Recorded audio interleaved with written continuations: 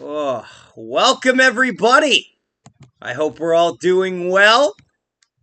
Game 4 tonight between the Colorado Avalanche and the Tampa Bay Lightning. I'm excited, honestly, to get this going. Can you all hear me? Can you all see me? That is the important question. Because if you can't hear me, then we are deeply screwed, and this is a problem. Hopefully you can hear me, see me, all of that. This is just pregame right now, so let me just tag this up because I'm a responsible chat. Yeah, no, this should be a good one. I'm excited for this game, honestly. I'm very excited. This is one, obviously, this is probably the most important game of the series thus far, of course.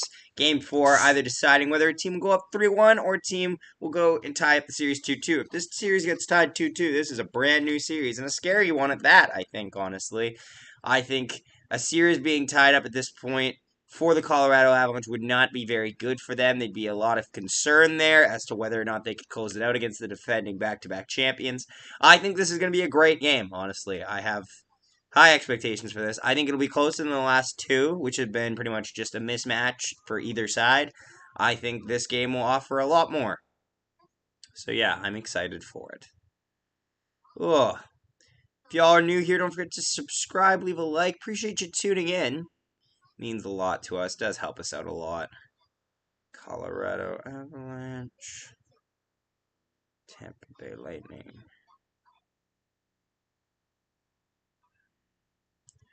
Tampa Bay Lightning, Game 4.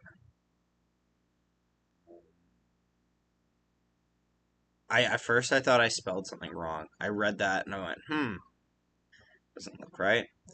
But it's fine. Oh.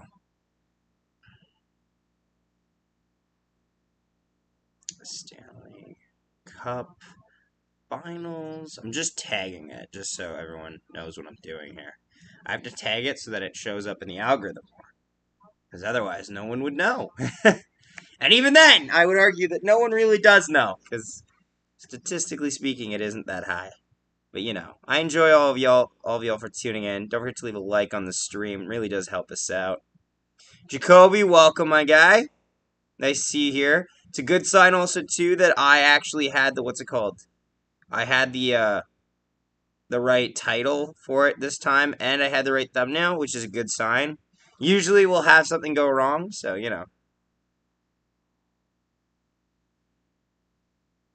Jacoby, do you have it linked up to Discord again? Not that it has to be. I'm just curious.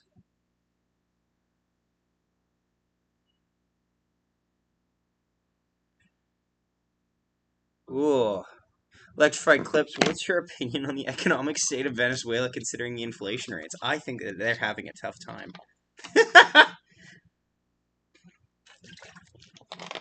Man tried to give me the sickest curveball this side of MLB.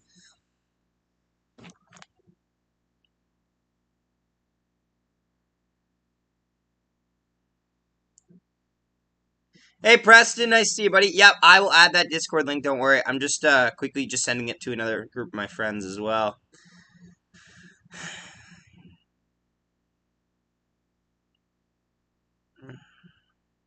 Also, I'm happy that when I sent this around, it sent, like, with the thumbnail. Like, sometimes when I send something with a thumbnail, for example, the thumbnail it won't actually, like, show up on the thumbnail properly for when I send it in a Discord. And the fact that it did, I was very happy to see that. Let's go. Yeah, welcome everybody. What are our thoughts on Game 4? Game 4 is definitely a very pivotal game in this series. Puck Skull Gang in house. Welcome. Appreciate you being here, buddy. Oh, man. See, this is what I think needs to improve. Tonight's goaltending, I think for the keys for the Avalanche, the goaltending needs to be better. And the keys for the Lightning are the Lightning need to be playing with leads more often. The thing with the Lightning is if they can get a lead on a team like this, a team that doesn't have the strongest goaltending depth, they can be really successful. But at the end of the day, if the Avalanche can get their units going and properly support Darcy Kemper or Francouz, if they choose to go to Francouz, I don't think they do. I think it's going to be Darcy Kemper. My bold prediction here, I don't think it's bold to say that the Lightning win Game 4. I think it's almost the expected value for the Lightning win Game 4. Now, granted, people will say, like, oh, blah, blah, blah, blah, blah. People, the Avalanche are the heavy favorites. Yes, but people are also predicting what they want to happen. And because this series is so tight on paper, they are able to do that without being told, you fucking idiot! You know what I mean? Because obviously it's the second best team in the NHL against the defending two-time champions. It's okay for them to guess the second best team in the NHL. People are mostly saying they want the Avalanche to win, but if I'm being honest, I think that the Lightning win tonight. I think the Lightning will win 4-2. I think it'll be a tighter game. However, if this game is going to get away from a team, especially given the fact that it is in Tampa Bay, it is going to swing towards the Lightning. There's not going to be a 7-0 Colorado win tonight. I'll say that. There's nothing, if it's going to get out of hand, it's going to be out of hand because Tampa will run up the score in their own building. Yeah, oh wow, great. We got already a couple people tuning in. All right, awesome, guys. Yeah. Alejandro, nice to see you, my guy. I'm doing all right. I'm doing okay. I was happy to say that our Mandalorian video last night did awesome. Like, it did amazingly well. It did a lot better than what we thought it would do. And so because of that, our Kenobi, sorry, our Discord setup. Oh, awesome, cool. Yeah, so people have a link from the Discord to here, so yay. Welcome anybody from the Discord. It's nice to see you all here. Our Kenobi video did awesome. We got over 500 views on that, which for us is good. Like, honestly, after 500 views, I think you make $1 if you get 500 views. And honestly, I'll take $1. I'll take it. It's one more dollar than I had yesterday. You know what I mean? Like, take what you get. And honestly, a lot of people liked it. And I liked the finale for Kenobi as well. It was really good. High score again or low score again? I think it's going to be, like, in the middle. Like, what do you consider a low-scoring game? Are we considering, like, where neither team reaches above 3 goals? Because I don't think we're going to get that. I think maybe the team game-winning goal will be their third goal, but I think that there will be an insurance marker through an empty net or something like that. Like, I'm thinking 4-2 if it's a low-scoring game. I don't think it's going to be truly low-scoring with offensive prowess like this. Yeah, I see Bolts 4-2 win as well. Oh, God. Oh, God. Oh, God, electrified. It was bad. Cleanup crew, welcome. Yes, I mean Kenobi. Obviously, I mean Kenobi. I said Mandalorian, obviously, because that was the first one, but, you know. The stupid Sabres made me a winger instead of a center and changed my number. Well, why did you let yourself get drafted by the Sabres, Preston? Whose fault is that? You should have bombed the interview, my guy. Also, guys, yeah, so, the hello there was great. It was, and we reacted to that accordingly. I don't want to get into too many spoiler territories. I don't know if anybody here hasn't watched Kenobi, like, and are planning on watching it. I don't want to ruin it for you. It's really freaking good, though. It's really good. I will say this. Fun fact, every time we've picked a thumbnail, we're not able to, like, screenshot Disney Plus, because Disney Plus will, like, there are measures against you screenshotting it. I'm shocked that so many YouTubers are able to get it up with film. But when we do it, we'll just grab a photo from, like, the episode before and throw it in there. But so we were lucky to find, I don't think it's a big spoiler to say, Vader and Kenobi have a lightsaber fight again. That's not a big spoiler. But we just used the clip. We used a photo from episode, like, 3, I think it was, and just put that in there. So that worked great for us. But yeah. No, it was really good. It was really good. Also, guys, like goal for the stream, we're going to say 20 likes. Can we get 20 likes on the stream? I think last time we got like 11. Although, that being said, last time there was a lot of technical difficulties, so it was like a delayed start time. But yeah, now we've got it all. Zach, I've been playing Ghost of Tsushima and it's fun as hell. I know it's fun as hell. Ghost of Tsushima is underrated, honestly. I was so invested in that game. Like, although that being said, I love third-person games. Like, I don't like the silent protagonist. So this is my first drink, but by the time of game time, we do have the 6-pack of Smirnoff Ice, everybody. So we're good. We're good. We're covered on drinks. If you're the Avs, who do you starting at? Here's the thing. If you are the Avalanche Bucks, in your mind, you still have one more game that you can get away with making a screw-up in who you decide to put in the net. I think they're going to go with Kemper tonight. However, if Kemper has a bad night, this is going to be Francouz's net for the rest of the series because Francouz played fine leading up to this finals. Honestly, you could argue that Francouz earned a spot to play in the finals with how he played against St. Louis. And honestly, St. Louis and Edmonton. So I don't see any problem with them going to Francouz. I think they want to say that their starter is good enough, but he might not be. He had a hit and miss game in Game 3. Game 2, he had a shutout, but he only made 16 saves. It'll be interesting to see what they may do with that. Those players might play tonight, Zach. Yes, Nazem Kadri is due to play tonight. Nazem Kadri will be playing. He was in the warm-up. He should be playing. I tried, man. They still liked me. I literally said I'm not a team player and only care about myself, and they still drafted me. But that's the problem. That's the problem. You said you cared about yourself and putting up points, probably, and they were like, ooh, we need points on the Sabres. But anyway, what was I going to say? I've been playing this Far Cry 6. I haven't played Far Cry. Although Far Cry I always saw as like a first-person one, so I kind of missed it. Oh, Jesus Christ. Sir, lastly, I would like to ask for your opinion on the Chinese-Taiwan conflict and how they are unrecognized by the UN. Yeah, it's a really murky... Okay, I actually will answer this one with some respect. It's such a murky situation, I'll put it that way. Do you recognize Taiwan as a country? You kind of have to, but the UN isn't allowed to, because if the UN acknowledges them as a country, then China just says, so you don't want to do business with China? Where are you going to get all your resources, motherfucker? So, would I acknowledge it as a country? Oh god, you're going to get me, banned in China. I'm not going to say anything publicly, but I'll say that the UN isn't handling it the best way, but they're not able to. I have played Assassin's Creed Valhalla. I think it's okay. I think it's a little bit... The map feels a little empty to me. With all of the houses that you have to try to search through, it gets really annoying. The house puzzles drive me nuts, but it's okay.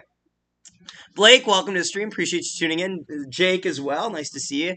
If you, Kuch and Paul is a goat today. Oh, good. Kucherov I never thought was a doubt, but Nick Paul being in the lineup would be good. If you're Tampa, how do you deal with your team being tired as fuck? Honestly, here's the thing. I argue that you don't even have that problem because you've been here before. Most of these cores, the same core that made it here in 2020, there obviously is the bottom six went through a lot of shuffling, but the top six and the main contributors have been here before. You know how to handle and weather the storm. You know what I mean? Scott Ziegler, F China. There you go. There we go.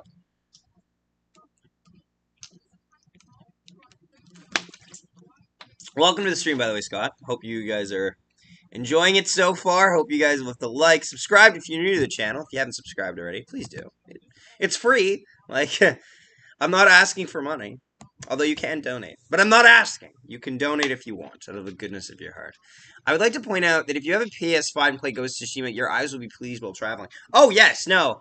Thank you for your time and thoughts, sir. Hopefully we can meet again in the future. Okay, electrified clips. But yeah, no, Ghost of Tsushima is a beautiful game. I played the director's cut. So I originally had just the base game. Then I played the director's cut. If I'm being honest, the director's cut should be the base game. But I understand why it isn't, because it's enough that you don't feel like you're getting ripped off. Message deleted? Why was his message deleted? Whoa! Who deleted Scott's message?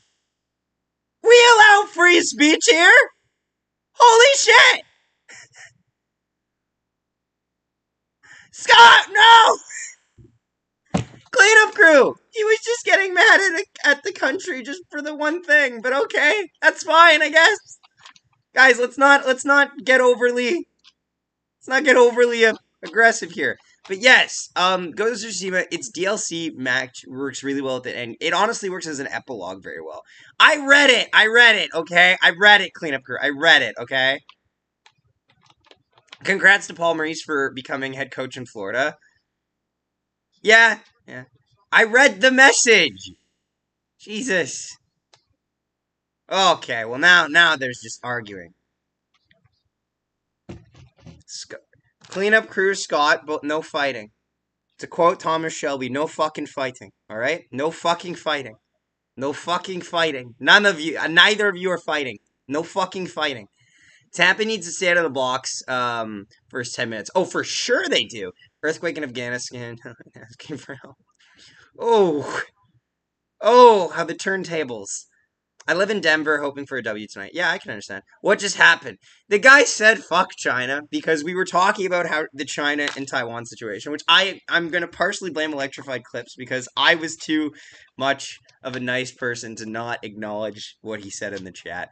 And then Scott was like, yeah, fuck China. And then cleanup crew deleted it.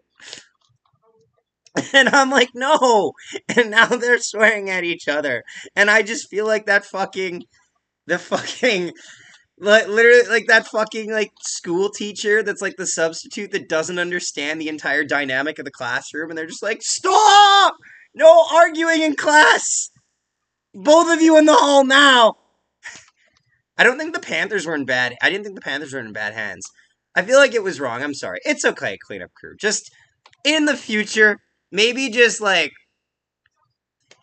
kind of play the field. Like if you notice that I'm kind of like a bit odd by it, like if I'm just like, you can't say that, I'll say it, and then if they acknowledge that it's a bad thing to say, then you don't have to touch it because then it's a learning experience instead of, just a fucking argument, right?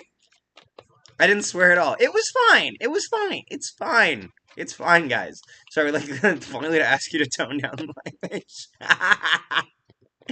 I'm sorry. I'm sorry, electrified clips. I'm sorry. Is my swearing getting in the way of your political debates? Oh, how bad of me. By order of the Peaky Blinders. Yeah, honestly, I've seen so many clips of season 6, but I actually haven't watched it in its entirety. I've watched season 1 to 5. I tried to get Carter into it. Fun fact, Carter's really hard to watch TV shows with. I like doing it because me and him usually have the same thought process watching certain shows. But the thing is like he's so bad at binging shows, he can't binge a show. I can binge a show in my bed for a day, like, and I'll be through it like that. So like getting him through shows is painful. The only show I was able to get him through completely was Lucifer. Lucifer was the only show.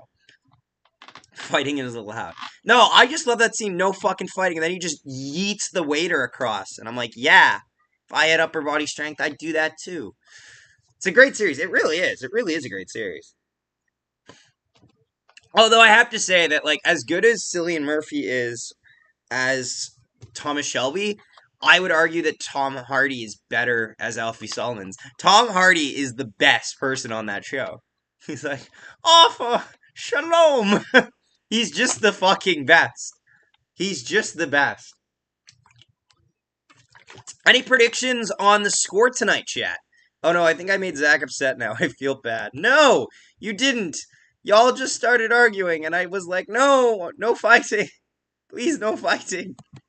This is a safe space. No, you and Carter just yell at each other while watching TV. No, only sometimes. Like, we yell at each other when we're reacting to something. Because usually that is a show that is designed to get us really excited. Because we have so much ties to certain fandoms, like Star Wars, for example. But that's not the only way that I do it. You know what I mean? Like, what are your thoughts? No. We're not doing this one again, electrified clips. It's okay that you asked, but no. I'm not getting into it, and I haven't even studied it, so... Game time now, Zach? Almost. It's about to be. They're doing the little promo package first, and then the game's going to start right away. They're going to have... And trust me, don't worry, we're not going to miss a single thing, chat. 5-4 Tampa overtime. Ooh, I would love an overtime game. I was working during the first 2 games, so I didn't get to watch the overtime Burakovsky goal. Not like it was a lot of overtime. It was a minute and a half, and then he had overtime winner. But 21 people here. Welcome, everybody. If you're new, say hello. Just because, why not? It's nice to meet new people. Nice to see old faces. Nice to see everyone's faces. Or their icons, I guess, in this case. But yeah, welcome. We're going to be streaming the game. I'll be doing play-by-play because I do that now. I didn't do that last year, but now I do it. I try my best. If I make a mistake, I'm sorry. I also have drinks here, so that'll be nice. Ugh. To anybody that watched Kenobi last night, can I ban electrified clips? No, you can't ban them. You can't ban them. I'll say this: the most you can do is time him out. You can't ban him. I don't like banning people. Honestly, you're allowed to watch if you want. Like honestly, it's fine. Because here's the thing: if I was to start banning people, I could ban people that made negative comments on my videos. But that's nothing. That just literally just takes away free speech. They're doing that do do do do do. You guys know it. I don't even know if it's that because the volume's low. What's keys of the game? Oh, I'm glad you asked. Oh, hi, I'm Ryan. Welcome, Ryan. I was so confused, Ryan, by your thing. It looked like one of those unknown symbols, like from the Pokemon series. But yes, welcome to the stream, my guy. Skittles or Starburst? I'm gonna say Skittles only because I see them more on a daily basis. Let's start warm. Why? Tom Hardy's the best when he's got something over his mouth, like in man. Honestly, Tom Hardy's great in general because Tom Hardy really gives it. Like honestly, Tom Hardy. Chris, honestly, it's hilarious that in the Dark Knight trilogy, there's so many amazing actors in that trilogy that you don't realize it when they did their things, right? I think the team who scores the most points will win. Oh, what a prediction. What's the prediction? All right, so first off, let's go through keys of the game. If you are the Avalanche, properly defend the house. Darcy Kemper had a bit of a shaky game in Game 3. He needs to bounce back, but you also need to support your goaltending. So I'd put that there as well. Support the house and supporting the goaltending. For the Tampa Bay Lightning, it's just weather the storm because there will be times where the Avs will be getting constant pressure. You need to weather that, but also always be ready on a counterattack. The Lightning need to have the counterattack ready. The Lightning also, if they can get a lead here, that'll be dangerous. So far, we have yet to see the Colorado Avalanche be able to come back from a lead that Tampa has had. So it'll be interesting to see how that plays out and whether or not Colorado is up to the task when they aren't leading the game to start. Honestly, a lot of things sometimes when you're playing through series, you don't even discover certain elements about your opponent until later on because you don't see those variables. So far, we have yet to see the variable of a Colorado comeback in this final. We haven't seen it. We saw Colorado gets a lead. Tampa comes back from a 2-goal deficit to make it 3-3. Colorado wins in overtime. Game 2, Colorado get touchdown. Game 3, Colorado has 2 leads. Or actually gets 1 lead, I'm sorry. I believe they got 1 lead, then they tied it with the 1, but they never came back to win that game. It was quickly pushed out of options, and Tampa wins. So this game will be another stepping stone in seeing how this series will shape up dynamically, and I'm really excited for it. Flair for the dramatic? Oh, is Ric Flair in the house tonight? Did you guys hear he was coming back to wrestle? That's fucking insane. Like, man, leave the memories alone, Rick. Your retirement against Shawn Michaels was enough. If they can cause an avalanche to fall on top of Thunder Bay. You mean Tampa Bay. Thunder Bay is a different bay. I've been to Thunder Bay. I haven't been to Tampa Bay. But I have been close to Tampa Bay. I went to, been to Gainesville. And I've been to Disney World, which isn't a city in Florida, but if we're being honest, guys, it's its own little city. It's bigger than some cities in fucking Manitoba. I consider it a city. Am I allowed to say fuck Nick Paul? You are. You are allowed to say fuck Nick Paul because it's a person and it's a person on a team and most of the time when people say it, they're saying it because they're A, not as good as Nick Paul because he's a professional NHL player and we're just a bunch of schmucks on YouTube, and B, because he probably did something good for his team that you don't like. So yeah, you can. And it'll cause a little argument, but that's fine. No, there's a Thunder Bay in Tampa, if I remember correctly. Is there really? Oh, really? I did not know that. You learn something new every day. Honestly, chat. Do I watch Game 4 or do I play Ghost of Tsushima? Why not both? Watch Game 4 and then in your intermissions, play Ghost of Tsushima. Or postgame. I would fucking wait. Zach, did you hear? Yeah, everything. Well, Matthews didn't win everything. He won the awards that he was statistically going to win, and then he won the Lindsay, which was by the NHLPA, which is okay. Honestly, I think that's fine. And then he won the Hart Trophy. The Hart Trophy one is a little bit more up for debate. I could have seen that going either way. If we're being completely honest, the one thing that bugs me about the Hart Trophy is I think Matthews had to win it this year, if any. If he's ever going to win a Hart Trophy, it had to be this year because it was a 60-goal season. That's something you don't see often. But it's also worth noting that pretend for a minute that McDavid only exists for 1 year and each of his years is an individual career. That individual would win the Hart Trophy 100 times out of 100. You know what I mean? Like, there's a McDavid asterisk against the Hart Trophy because it's just what you expect from him. You expect him to be the best player in the NHL. So when he hits that mark and doesn't overshoot it by 100%, you're just like, oh, okay, well, it was just a good year for McDavid. Like, nobody's surprised by his feats anymore because he's constantly at an elite level. He's the most reliable pick you can have in fantasy hockey. Hi, it's me, Q of Men. Welcome to the stream. If you're new here, don't... Oh, Little Potato Man. Ah, I see. Welcome, my guy. Hope you're having a good time.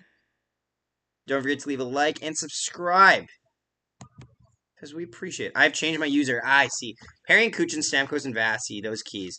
Yeah, no, I can see Perry being a key in front of the net. I'm telling you, Trotz will go to the Jets because no other team I can think of needs a coach. Bruins still need a coach. But apparently they're interviewing David Quinn, which is, in my opinion, a bad move. But, you know, it's not my hill to die on. They're just talking about some of the keys of the game first here. They're going to be getting to it right away, guys. Game should start pretty soon. And again, it's Sportsnet, so they'll wait this out as long as they can. It's brutal Hedman didn't win the Norris this year, not because he got robbed. Makar was way better. It's just sad that he had... It is worth noting, though, that... Yeah... It's funny, though, because Yossi... You can make an argument that Yossi got robbed, because Yossi actually had the most amount of first ballot nominees. Here's the problem, though. Nobody in their right mind could say that Makar was ever the third or, like, worse than the third best defender. And they could say it against other guys. Makar literally went, like, 96 first place awards, 98 second places, and 2 third places, and no fourth or fifths. Like, Makar had, no matter how good Yossi did, there are people that thought Yossi could have Yossi as low as 5, and nobody in their right mind could even put Makar lower than 3. And only 2 could put him at 3. So, you know what I mean? Like, it's tough, but that's the way it goes sometimes. You guys remember the Oilers? Lance Kane, I think I do. It's a long time ago, man, since we've talked about them. No, I'm just bugging you. Of course I remember the Oilers. So I think this stream is going to go better than last time. Also because this stream is actually already on pace to be better than our last stream. And the game hasn't even fucking started yet. It's kind of got me hyped, chat. I'm not going to lie. I'm really happy that you all have tuned in. I really do appreciate it. It's nice to have so many people to talk to here. Zach, in all seriousness, be honest with me. What are your thoughts on Game Shark? Sorry if you don't know what that is. It's been a long day for me. Oh, I've heard the name before, but it's not ringing a bell. I'm so sorry. Trots to the Jets, please. So fun fact, actually, I want to say this right now. If there are any Jets fans in here, please check out the YouTube channel Jets Hub. I finally got I finally was able, because the guy got YouTube, or Instagram finally. So I actually reached out to him and talked to him. He's a really good guy, honestly. But yeah, he covers Jet stuff as well. He actually has a higher quality of videos than me. Like, he uses, like, background music and shit. I'm like, oh, this motherfucker. Hi, Better Call Saul. You're damn right, Saul Nelson, Better Call Saul. Zach, you do have the Ethernet cable connected, right? Do I have the Ethernet cable connected?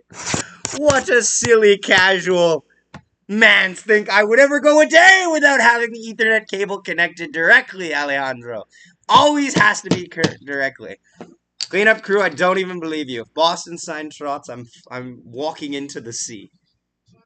I have a friend that's a Boston fan, so... Or I know a guy. I'm not friends with him. I know a guy who's a Boston fan. He would post it first.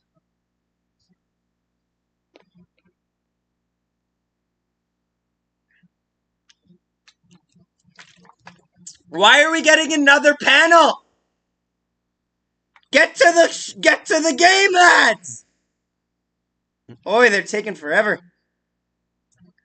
Um, it's also brutal because every year has been kind of the same for Hedman. He's the several. Yeah, no, a red black flag hot take. Yeah, okay, Carter. Here's why. Here's why. It's worth noting. Carter literally has all of the flags around the like.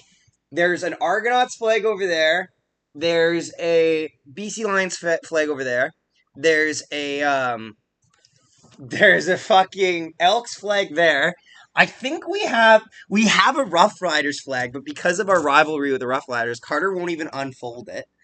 Um, but yeah, no, we have all of the flags. Carter just doesn't want them getting creased because he's a fucking flag guy. So he's checking all. I had to check. Better call Saul. Oh yes. I'm going to watch that after Breaking Bad. I'm like halfway through Breaking Bad right now. Where's the Elks flag? The Elks flag is like ignore that. Oh, I can't even. Hang on. Hang on. I can't even like turn this. Hang on. Let me just.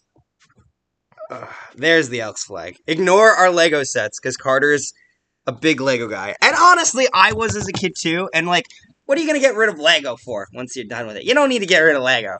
But yeah, there's the Elks flag. Entirely off their hat had David Camp ahead of Bergeron fifth on the Selkie ballot. Oh my god.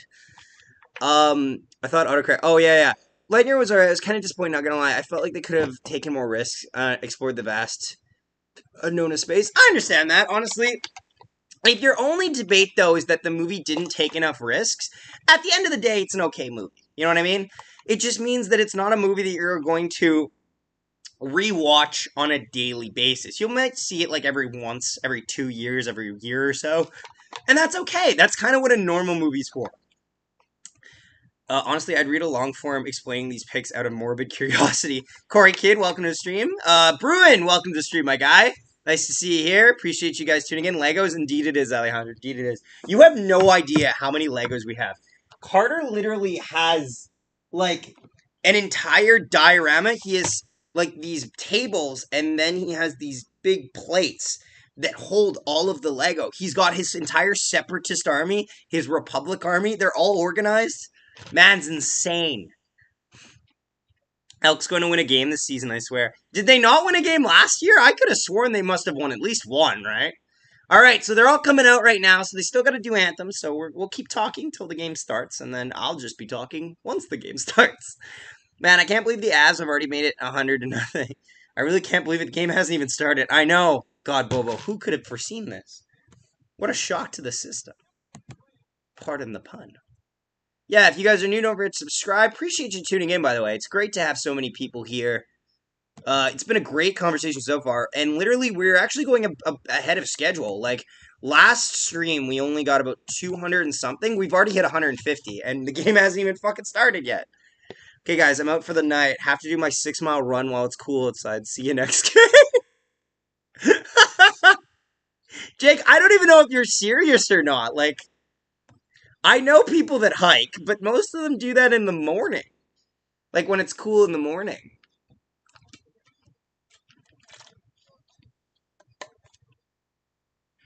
Oh, this reminds me. I made a mess today by accident. I accidentally made a mess of salsa because when I was pouring it, I thought because it said medium chunky salsa, I thought it would have a slower density when I was pouring it and just went, and I went, and then I went to pick up my cup to move it out of the way, and then it sloshed all over the place, and I went, oh.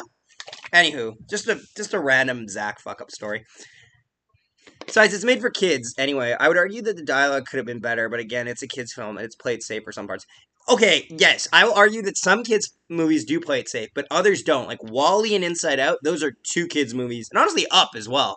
Those kids' movies do not play it safe. They take a lot of risks. It's okay to still take risks as a kids' movie.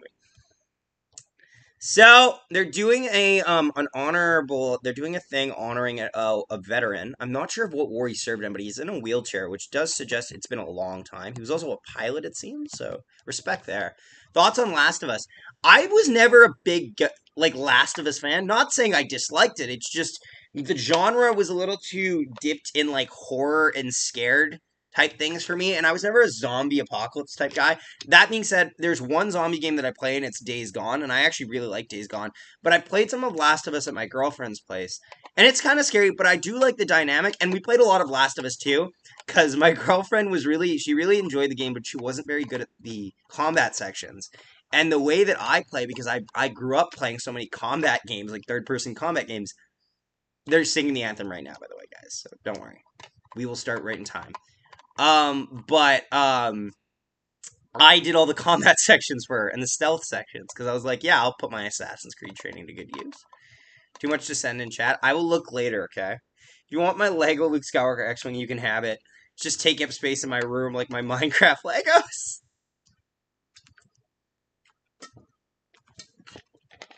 I think Last of Us is good. I think the TV show that they're going to make is good because they're pretty much just making Pedro Pascal, who's now being, I guess, typecast as a dad? Is that his typecast now?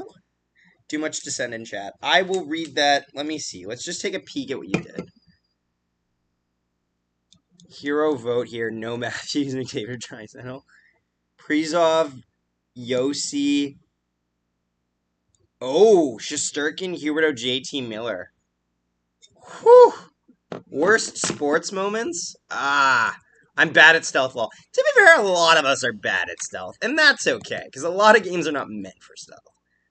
Oh, they're finishing up the anthem here, guys. We're getting ready to go.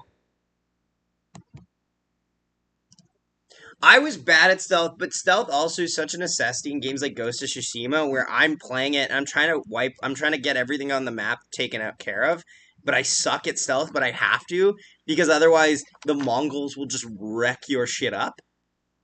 All right, ladies and gentlemen, boys and girls, children of all ages, game time. Hang on. There we go. Ooh, I missed that smell.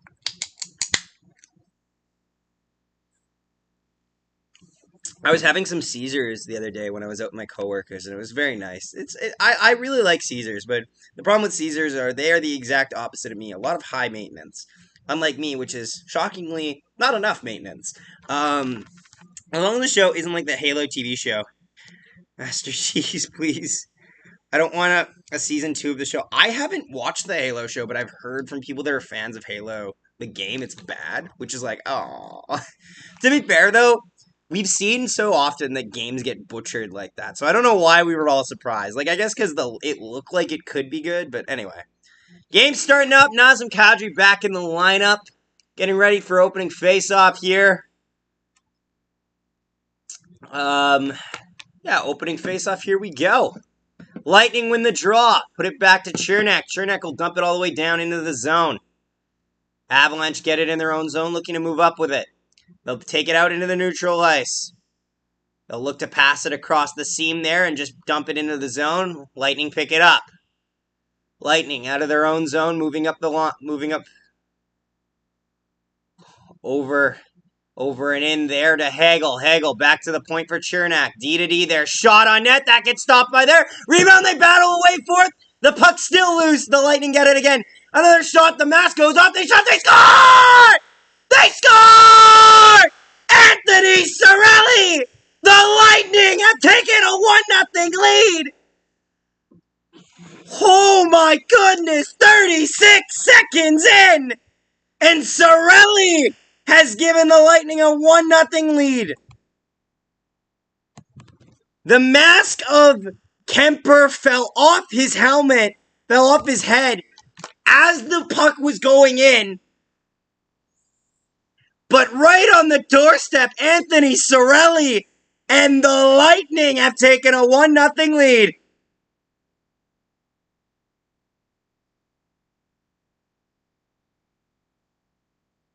The official didn't even hesitate on the play there. This is a dangerous play if it goes wrong there, but just like that, right away, chat, the Lightning have made it 1-0 in Game 4. I don't think Jared Benner's going to like that. There's no challenge, obviously, because you can't challenge that. Back the other way come the Avalanche. Shot that gets stopped by Vasilevsky. Another shot that gets blocked from the point. Back the other way come the Lightning. Possible break here. Can't get control of the puck. They'll take it in. Kucherov leaves it there at the point. Fires. That gets stopped by Kemper, and he'll hang on to it. Woo! Oh, no, Steven. That's bad. Oh, that's really bad. That's like character damning bad. So Anthony Cirelli scores first to make it 1-0 Tampa Bay. I will do the timestamps for this game, and I will do them for last game. I'm sorry. I've been a little busy, so that's why I haven't done the timestamps for last game yet, but I will do them. I still have them on my phone. Lightning win the draw. Back to the point for Hedman. Hedman fires. That gets blocked there by the Avalanche. Avalanche will pick the puck up. Looking to go back the other way. A possible break here. Can't get any room there. Avalanche move into the zone. Go down low with it. Killorn and Chernak on the assist there to Cirelli. The fucking Bears, man. Shot there by the Avalanche. That goes wide. Avs keep possession of it. Back at the point. Shot on net. That gets blocked there by the Lightning. Lightning will just flip it out of their own zone.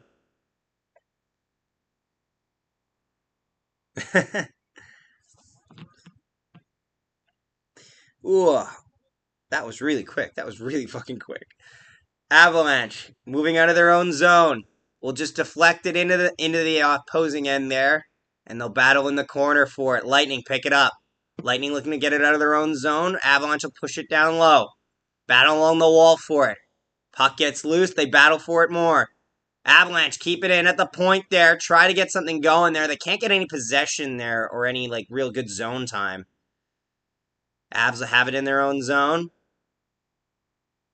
Helm, with a little bit of space, he'll just push it down low. Sergachev stops it up there and moves it up. I hate Cirelli. I like Cirelli. Cirelli's fine, I think. I don't have any problem with Cirelli. He scores good, timely goals, I'll say that. Avalanche moving it in the zone. Shot, that gets blocked there by the Lightning. Avs keep it, though. Back to the point. A little bit of a trouble there trying to get control of the puck in the slot area. Avalanche still have it. Burakovsky, backhander shot. That gets stopped by Vasilevsky. Avs keep it in, though. Back to the point. Moving it around in the slot area. Over to the circle area. Avalanche keep possession. They're cycling around. McKinnon to the point. Keeps it in there for Makar. Makar getting pressured there. Makar fires. That doesn't make it towards the net. Avalanche or Lightning will just flip it over. It's going to be enough for icing here, and it will. Avalanche will get another offensive on faceoff. Heading to the Milkmen game on Friday. I'm making sure to send you your milk delivery on this on time, Zach. We'll give you Wisconsin's finest 2% milk money. Can buy around these parts. The Milkmen, they're in the same league. Are they in the same league as the Gold Eyes? I could have sworn the Gold Eyes had a team in their league called the Milkmen. So, is it against the Winnipeg Gold Eyes by chance? Tampa came to play. Indeed, they did. Indeed, they did. I hate him because of that cross-check he did on Chara. Oh, I am not familiar with what you speak of, but okay. Ooh. Avalanche have it in the neutral zone. Byram fires it down low. Lightning will pick it up in their own end. Avalanche get it right in the slot area. They just fan on the shot. Avalanche still trying to keep pressure going. Landeskog holds it in the zone, but then flips a pass outside of the offensive zone there, and they'll have to regroup. Avalanche coming back for more. Kadri will put it down low. Avalanche still have it. Nichushkin lets go of it. Over to Kadri. Shot! That nice save there by Vasilevsky. Yeah, but I'm pretty sure they are. I'm not sure if they're, I think they're in our division too. I think the Milkmen are just below the Gold Eyes right now. Oh, he cross-checked Chara mid-fight. To be fair, if I was fighting Chara, I wouldn't know what the fuck to do either. Avalanche moving in the zone, a little bit of space, a pass across, that doesn't connect. Avs trying to get some pressure going here. They've got some good zone time, but not a lot of shots have made it to Vasilevsky, which has been a common problem for the Avalanche this series. Back at the point. Taves fires, that gets blocked there by the Lightning. Lightning will just flip it out. Is this enough for icing? No, it will not be. They're going to wave it off here as the Avalanche still have the puck. Avalanche re-enter the zone here. Down low with it. Looking for some space. They're battling along the wall for it. Lightning pick it up. Paul gives it up there. And the Lightning will dump it in on Kemper. Kemper out of his net to play it. Leaves it there for his defender. Avalanche looking to move up the ice with it. Can't get past the neutral zone there. Now they will. And that'll be offside at the line as the puck just flitters out. And we'll get a face-off. Landeskog get a good chance on net there, and then he gives it over to Kadri. Kadri just puts that puck wide. Good look there, honestly. The Avalanche are going to need this because, again, the Avs are in territory they don't really like. Wait, you're in the back while Char was fighting someone else. Oh, I see. To be fair, though, I'm not going to argue for, like, blindly for Cirelli. I'm just saying what was the context of the fight? Because if it's Char just mauling a guy, I can understand the panic there. You know what I mean? I'm not saying what's it called? I insist that such action takes place. I'm just saying I understand. You made a mistake, but I know why you did it. Type thing. Lightning shot from the side, from the boards there by Cirelli. That gets blocked up. Avalanche look to move out with it. Avs are getting stuffed a lot in the offensive zone there by the Lightning's defenders. Oh, Makar with a bit of space. That just gets pushed off his stick. Lightning will move out of their own zone. Kucherov leaves it there for Hedman. Hedman will give a pass across there. They'll dump it down low. Kemper out of his net to play it. Passes it over to his defender. Taves with it. Taves looking up the ice. Taves is honestly one of the better acquisitions, I would say, for Joe Sakic. Like, the Taves trade is really good. And it's not talked about enough. Avs have it in the offensive zone. Shot that gets gloved down by Andrei Vasilevsky off the stick of Nazem Kadri. And we will get a whistle. Looks like we'll get a commercial break coming up here. A reminder, guys, if you're new here, don't forget to leave a like on the stream and subscribe. You can also donate if you want, but don't feel pressured to. If you're short on cash, don't donate, because that's okay. You don't need to. You don't need to do it.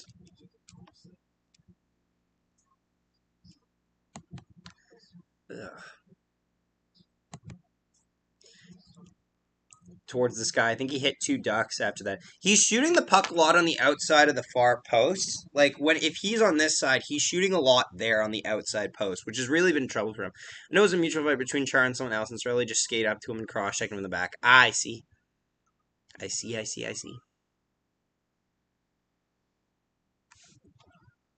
Ugh.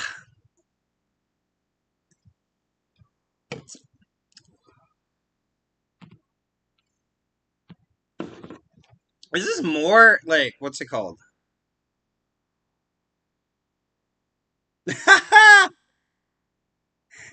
Jacoby just sent me a photo.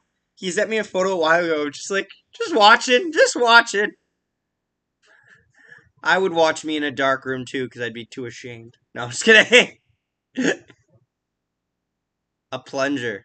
Is it? Oh, is that a plunger? Oh, fuck, it is. It is a plunger. Nice. Worst trade of all time? Chris Draper for $1. The old Jets traded Chris Draper for $1. That's probably the worst trade of all time, if we're being completely honest. Like, that was back, though. It's worth noting, this is like pre-salary cap era, where certain teams just legitimately had to just work out with the money they had. And the old Jets traded Chris Draper for $1 to the Detroit Red Wings, and the rest is history from there. That's the worst trade of all time.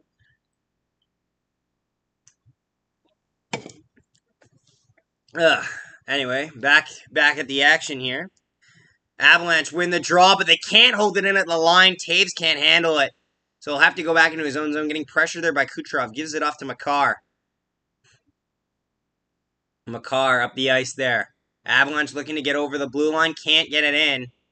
Avs will have to regroup in the neutral zone. Zach, I can finally watch a game. Matt, it is good to see you, my friend. It's nice to see you. Avalanche will get an icing here, so we'll get a whistle. Top Gun was so good. Oh, good. I'm glad you enjoyed it, man. Loving the ads saying that everyone's talking about Lightyear, yet it's underwhelming at the box office.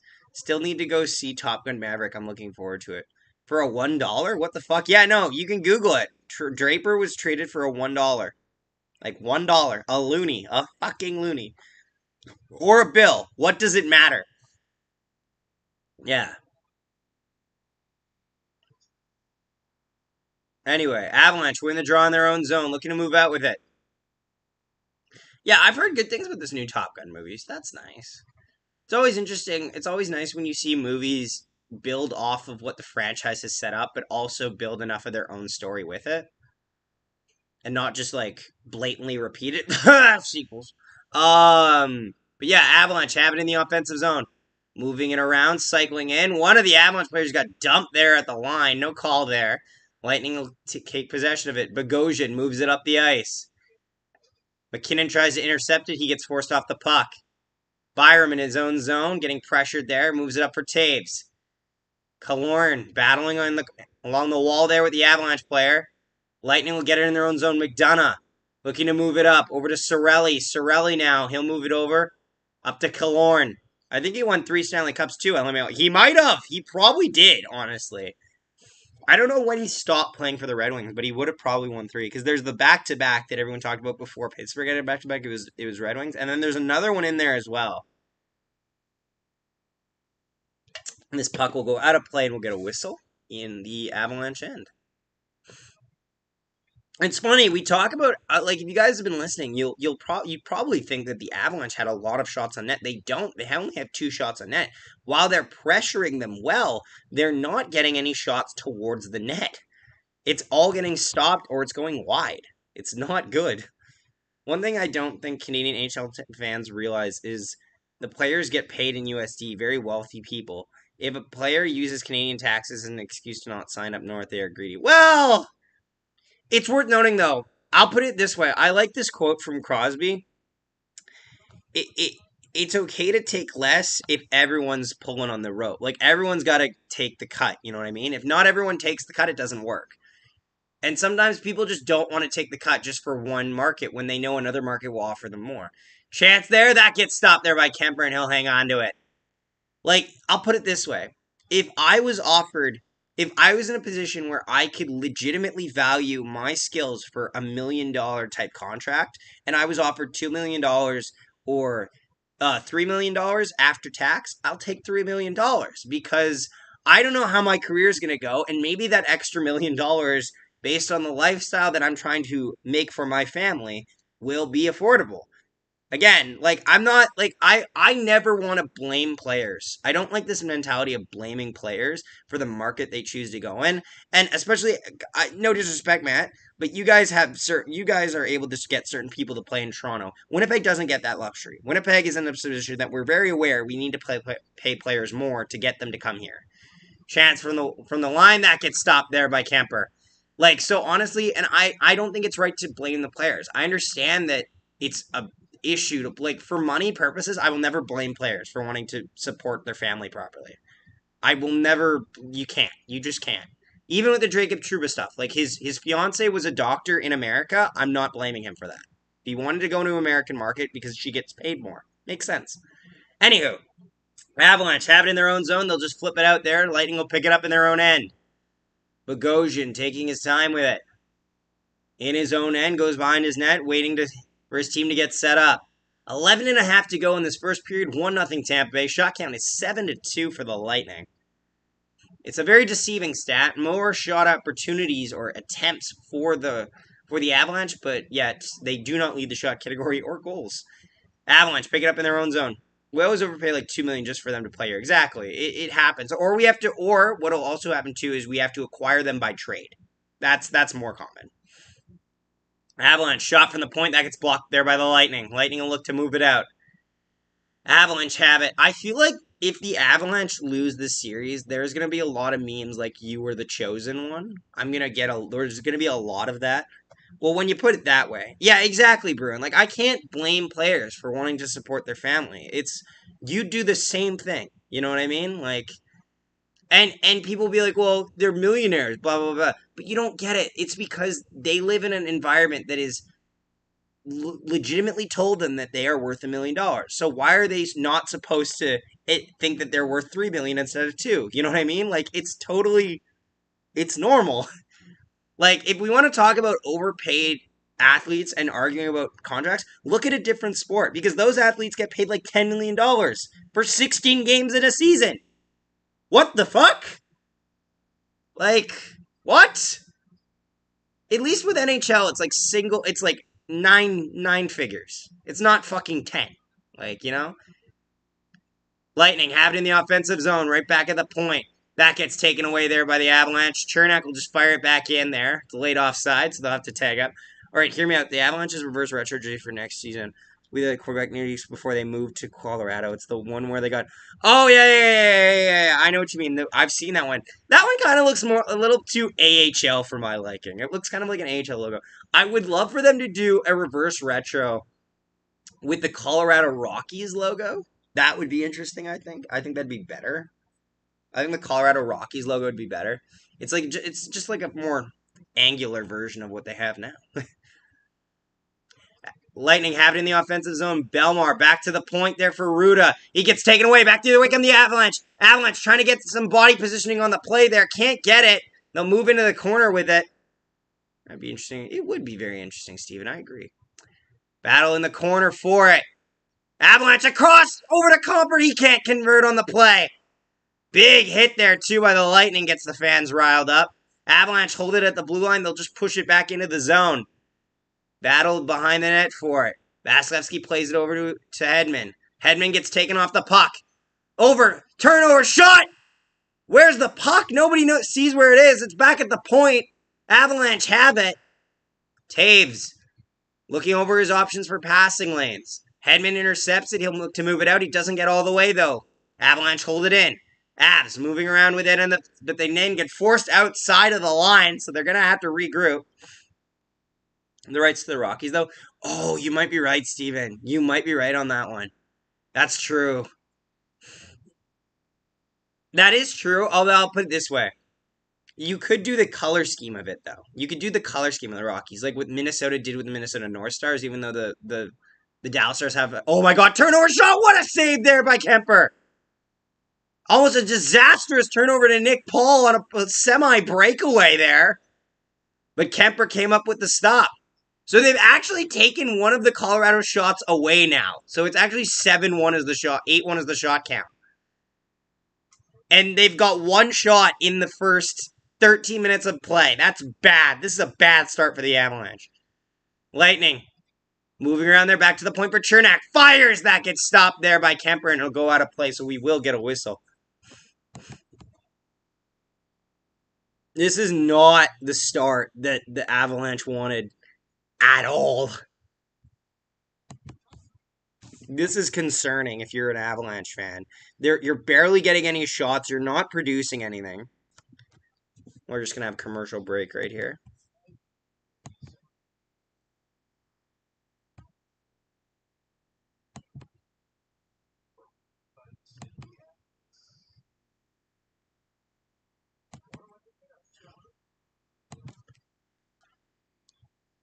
Ooh. Reminder, guys, if you're new here, don't forget to subscribe. Appreciate you all for tuning in.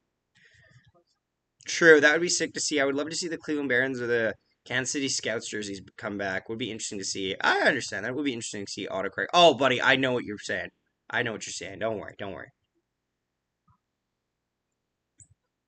So right now, this is like I'm Blue Neon Traveler. I'm highly concerned for sure. I would be if I were you too. No disrespect, Blue Neon Traveler. The Avalanche are playing a terrible game right now. Like they're not like they're trying. They're getting good zone time, but nothing is getting towards the net. This is kind of the big problem that we talked about earlier on the stream. Is I talked about how the Avalanche need to be properly defending the front of their net. On the goal they gave up, there was a very scary chance in front. They didn't properly get it out of the zone. Then it looped all the way back around to ending up in the back of their net. In this game, since then, the Avalanche have got pressure. They've got pressure. They've been putting pressure on the points. But every single fucking shot is getting blocked. They haven't got one. They've got one shot that has made it to Vasilevsky. You're making his night extremely easy, and that's a problem. If you want to be successful here, you need to also win on the road.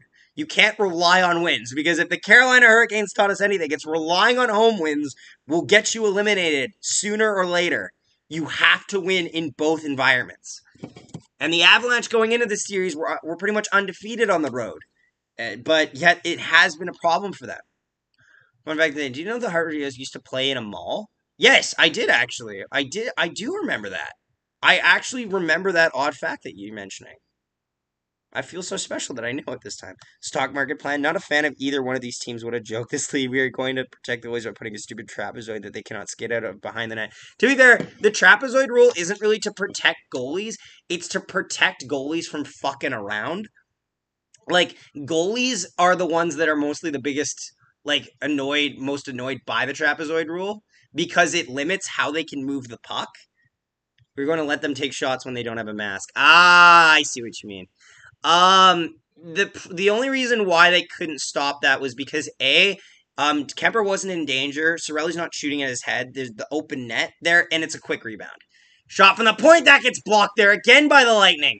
Shot count is up to 10-1 for Tampa Bay. But welcome to the stream stock market plan. I hope you're enjoying it if you're new.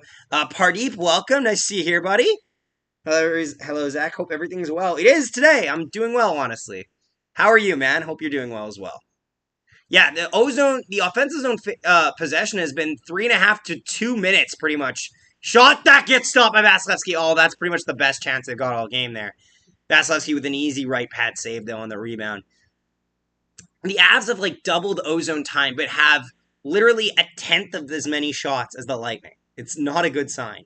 Lightning is taking the Avs out of their game. Avs rely on fast breaks and quick passes. Yes, but the Avalanche don't know how to get unobstructed shots on net, and that's a problem. Like, you need to start sending guys to the net almost to get something disruptive. Yeah, guys, don't forget to leave a like on the stream as well. This will be icing here against the Lightning, so there'll be another face-off in the Tampa zone. Reminder, don't forget to subscribe if you're new to the channel. No, but I understand what you mean. Like, the shot, like, when they're shot, like, it's a good goal, though. Like, it's one of those things where it's not like there was a prolonged period of time when Kemper didn't have a mask. And it's also part of the reason why Kemper didn't even argue it when it happened. The shot came, mask went off, the rebound went right to Cirelli. Cirelli shot it in the open net. It was a very bang-bang play. It wasn't like it was a shot. But I'll do respect, buddy. I don't think you knew where he was shooting. You know what I mean? You look at it in hindsight and you think it's okay. I get that. No, I get what you mean, but I'm saying that it's a bang-bang play. The ref is very emphatic on it. I've had a play where the goalie's glove came off when I was reffing hockey and minor hockey, and I'm not saying I'm not allowed to blow it dead. I can make the judgment call where if I think the goalie's in jeopardy, then I can blow it. But it was literally a play where it went like this. Puck went in the goalie's glove, and he went like this to try to reach for it because it kind of lipped out. Glove came off, rebound went right there, and the guy was right on the doorstep to bang it in. That's already on the goalie. That's, you know what I mean? Like, it's not something where I can just say, no, it's okay, honest. At the end of the day, you'll always feel like it's something, you'll always wonder about making plays where the goalie doesn't have a piece of his equipment, especially the helmet, but also, too, a lot of the times the right call will remain no matter what. It's a very few times where I actually think where the goal is caused, for example, by the goalie not having his equipment. The only example that I would say where the goalie was definitely injured and it caused a goal would be Game 6, 2019. Ben Bishop gets injured by a shot from Colton Parayko, and then the Blues score while Ben Bishop is writhing in pain on the ice. That's the only one that really comes to mind off the top of my head. However, it is worth noting that on that one, that game was not going Dallas's way anyway. Dallas was not winning Game 6. Like, you know what I mean? Like, it wasn't the deciding factor of the game, but it wasn't the right call at the time, I think. Also, too, there was one where the Jets scored this year against Chicago, actually. Funny enough, Andrew Copp's last game as a Jet, and Marc-Andre Fleury's last game as a Chicago Blackhawks player, where he had no glove, and they didn't blow it dead, which is understandable, but we ended up then putting the puck around to where he didn't have a glove on the glove side and shot it there, which is kind of like, oh, okay. Yeah, it's a bit meh. Nick, welcome to the stream. Nice to see you here, buddy. Correct me if I'm wrong, but I swear that the Big Show was in Jingle All the Way as this tall son. I'm not sure if he did. If he was, he just character who accidentally punched an elf midget. I'm not sure if he was. I haven't seen Jingle All the Way in a while. Offensive zone face-off here for the Avalanche. I just watched the season finale episode of Obi-Wan earlier, and it was awesome. Oh, good. Did you see our reaction to it? 'Cause we did post our reaction to that, and it's actually doing well today. So, yeah. Offside here against the Tampa Bay Lightning. We'll get a face-off once again. Speaking of goalies, do you think Russia has the best goalies right now? Tough to say. I would say that if you ask me, like it depends what sample size we're saying. If you wanted to take three goalies from each country and say you have which goalies has the best, like which country is the best, I'd say yes, Russia. But if you wanted me to say like which goalies, what country sends the best goalies in bulk, Russia doesn't have the depth. But in terms of being able to field one team, I would say yes, Russia has the best goalies right now. Because honestly, between Shesterkin and Vasilevsky right now, and even Bobrovsky had a pretty good postseason. Yeah, I'd say it's fair enough to say, at least this year. Lightning have it down low in the zone, moving around with it. 5 minutes left to play in the first period here. Shot count is 10-2 for the Lightning. It's been very problematic for Colorado so far. I think we can agree though, if the if you would have got stuck in the face, we'd have a different conversation right now. But I get your point too. No, I agree with you on that one. I do agree with that. I'm just saying that like it's always a tough call. Like when I was a goalie, obviously when I played, I got stuck in the face. I got stuck with a stick. I never got a puck in the face, obviously. But at minor hockey, I think it's more liberal to be like you can call it right away and say, okay, we got to get this off because the goalie's mask is off. That's okay. But in the NHL too, given the way that the game works, I think they're a lot more hesitant to blow it right away. But usually they will blow it for a helmet infraction. However, I'll say this way. At the end of the day, if they don't blow the play dead, they might end up giving up a like, you know what I mean? Like I've seen it where they've given delay of game penalties too, right? Stock market. So it's tough to say how they would call it. But I think all in all, that play I don't see an issue with. I don't see an issue with that one where it's a bang bang. If Cirelli fans on the shot and tries to shoot it and messes up and it gets stopped and then he has to go for a rebound, then you blow it right away for sure. But yeah, no, I get what you're saying. Shot that gets stopped there by Kemper. Nice save by Kemper there. Keep this a 1-0 game. How's the weather in Winnipeg? It's actually okay today, honestly. It was raining for a couple days and then it was really fucking hot the other day. And that's kind of the two moods it's going through right now, which I'm okay with, honestly. I don't go out much, but it's okay weather. It's okay. I swear there was. I don't know. Maybe why don't you just Google it? Just Google Big Show on like his Wikipedia, and then it'll show filmography. NHLC seems to think so. Shesterkin got to Vezina. Yeah, no, Shesterkin definitely deserved the Vezina this year. It wasn't even a debate. It was just like, how much is he gonna win by? It's not if he wins, it's how much. Chance there off the draw, that goes wide. Lightning have it down low in the zone. Paul there with it. Battling in the corner. Lightning moving it around, trying to get something set up here. The experience factor has not been talked about enough. The Lightning know how to defend their net in the Stanley Cup final in ways that I have not seen from the Colorado Avalanche, which is why the shot count's 11-2. Johnson plays it up, looking to move out of his own zone with it. He'll dump it in. Race for the puck there in the corner. Ruda tries to move it up, doesn't make it there. Shot there by Helm, that goes wide. Battle on the wall for a bit of contact there made by the Colorado player. Avs go back in their own zone. Byram. Back over to Helm. Helm turns it over to Lightning. Tampa moves in. Maroon back in the high slot for Bogosian. That gets blocked there. Bogosian fires again. That goes wide. Lightning keep possession in the corner. Moving it around. Back to the point for Maroon. Moves it down low for Bogosian. Goes to the side of the net there. Avalanche pick it up. Byram looking to move up with it. Takes a hit there. Loses the puck. They keep battling in the corner for it. Lightning there. Lightning back to the point for Bogosian. Over in the high slot. Shot. That goes wide. Lightning putting pressure on here. 3:12 left to go in the first period. They're battling in the corner for it. Lightning moving it around. Wraparound shot. That gets stopped there by the Avalanche. They're going to blow this dead. It looks like there might be a penalty coming up to the Avalanche here. After a shift where the Avs got really hemmed in their own zone. It looks like Darren Helm's going to go off here. He got stuck out on the ice for a minute and a half. We'll have to see what the penalty to Darren Helm will be.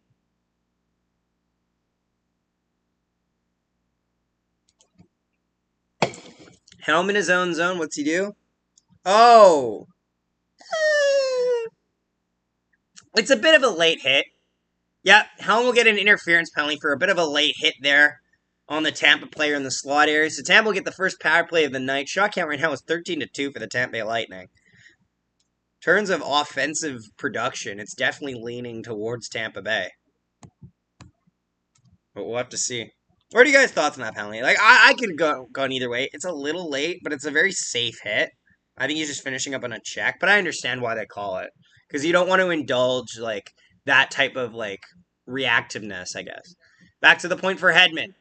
Hedman circling along the wall over to Kucherov in the high slot. Kucherov in the high circle. Fires! That gets stopped there by Kemper. The rebound gets pushed aside.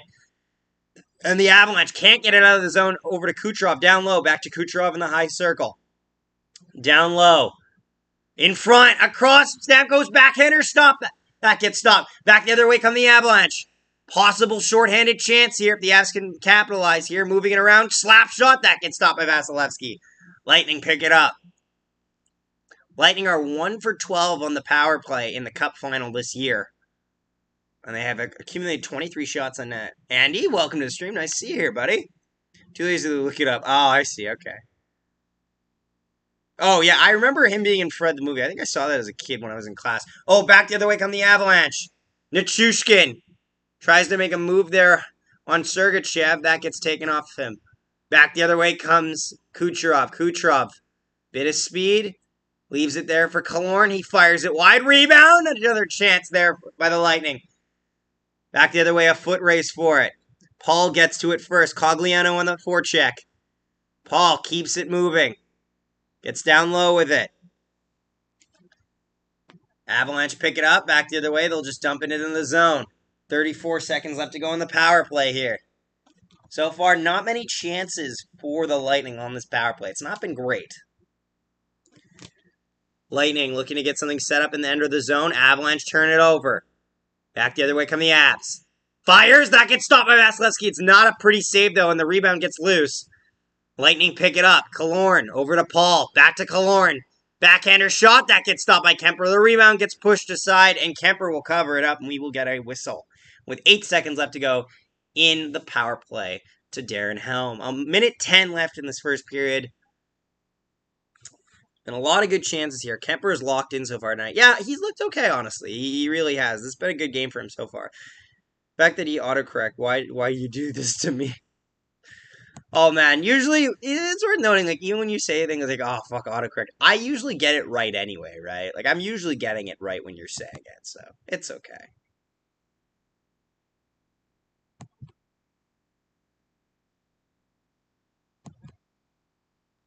Ooh. Lightning have it down low. Chance! Oh, that just goes wide. Oh, that was a real close chance there by Cirelli from below the circle. Almost slid it short side on Kemper. And now we're back to 5-on-5 play. Lightning have it down low in the zone. Cirelli back to the point. Fires. That gets stopped. Avalanche getting caught in a bit of a dogfight in their own zone. Lightning shot. That gets stopped there by Kemper. Cirelli there on the rebound. Gets forced out there by the Avalanche. Landeskog looking to move it up. Lightning keep it in. Avalanche can't get it out of their own zone. Lightning player falls. We might have a penalty here to the Avalanche. Nope, they're not going to call it there. It looks like they might have had a tripping penalty there at the blue line, but they don't call it there, so we play on. 15 seconds left to go in this first period here. Byram in his own zone. Johnson has it. Looking to move it up. Avalanche back the other way. A possible 2-on-1 for the Avalanche. Oh, they just can't convert on the passive cross. A possible breakaway if he could have just flipped the pass over the defender. And that'll do it for the first period, ladies and gentlemen. We go to the first intermission. What are our thoughts on this game?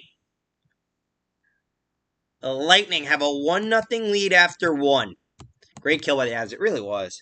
So now that Kenobi is done, are you excited for the Jedi Fallen Order sequel? The 3-point lightsaber combo and evil Ed Sheeran must return. Cal must end up with Marin, and he has the legs of a Greek god. Obviously. Yeah, I'm excited for it. Should be good.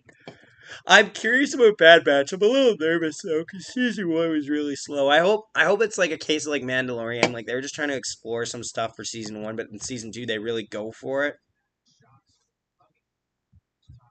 They just got to go for it. They just gotta go for it. Yeah, our video for Game 4 has already got more views than our last stream the other night. So yay. Happy Zach noises.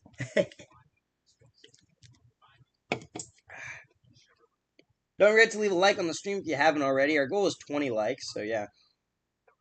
Avs need to take better shots. They do. And people will say, well, they need to take more shots. Actually, no, they need to take better shots. Their shot attempts is probably very high right now. It's just that they're not getting to the net.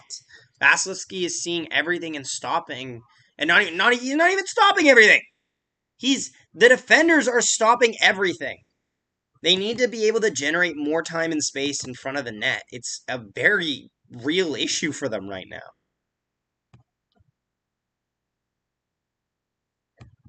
So we had a goal. I don't know if you guys know this. We had a goal for the end of the playoffs.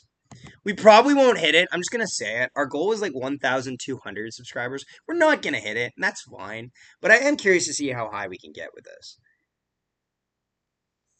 We'll see. Bad Batch was slow. You are no use. You're no use to the Empire. Good soldiers, followers. Yeah. I got that. Although I did like Admiral Rampart. Rampart was a good thing for that. Like him, I liked more high level Empire members being, like joining, like being involved in the ensemble, because honestly, the Imperial hierarchy is something that I always enjoy looking at and seeing some of the big players and how they got to where they are. So seeing Tarkin as well was great. Avs just took on some pressure, man.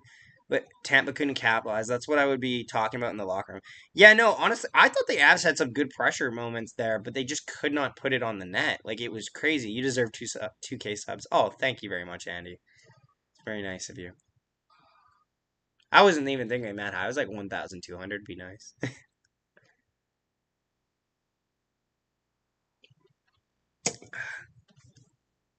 Yeah.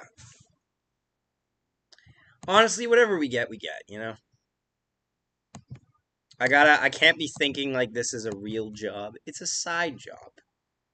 We'll make a little money here and there.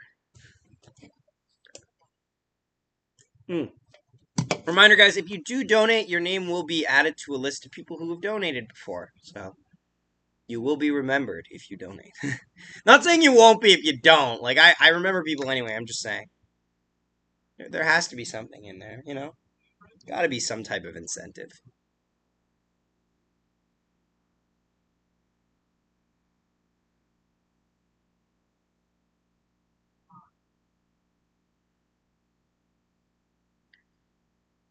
My heart sank to the bottom of the ocean when they shot all of Camino down.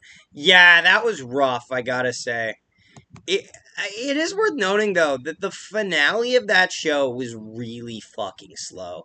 Because it was just kind of a semi-rescue mission, and I was just like, why is this all that we're doing for the finale?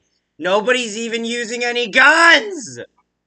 And it's all just to get it to the crosshair goes the other way. And I'm like, why would you work so hard for this just for it to go the other way? Like, I'm fine with Crosshair staying on the Empire. Honestly, I like that type of representation for villains. But, like, fuck! It took them forever to get there. Travis! Welcome to the stream, my guy. Nice to see you here. Hope you're doing well. Let's go, Islanders.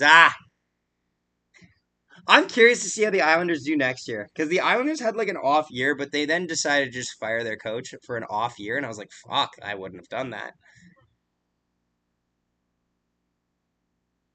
It's hilarious because, like, for the longest time, I was saying how the best coach for the Jets to get would be Barry Trotz, but I also said that knowing full well he was in Long Island. He's not going anywhere.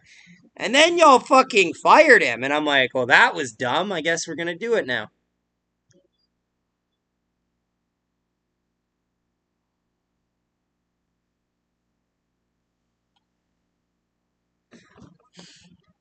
Yeah, no, it'll be interesting. There's a lot of new coaches this year, like next year that will be having. Like, it's funny.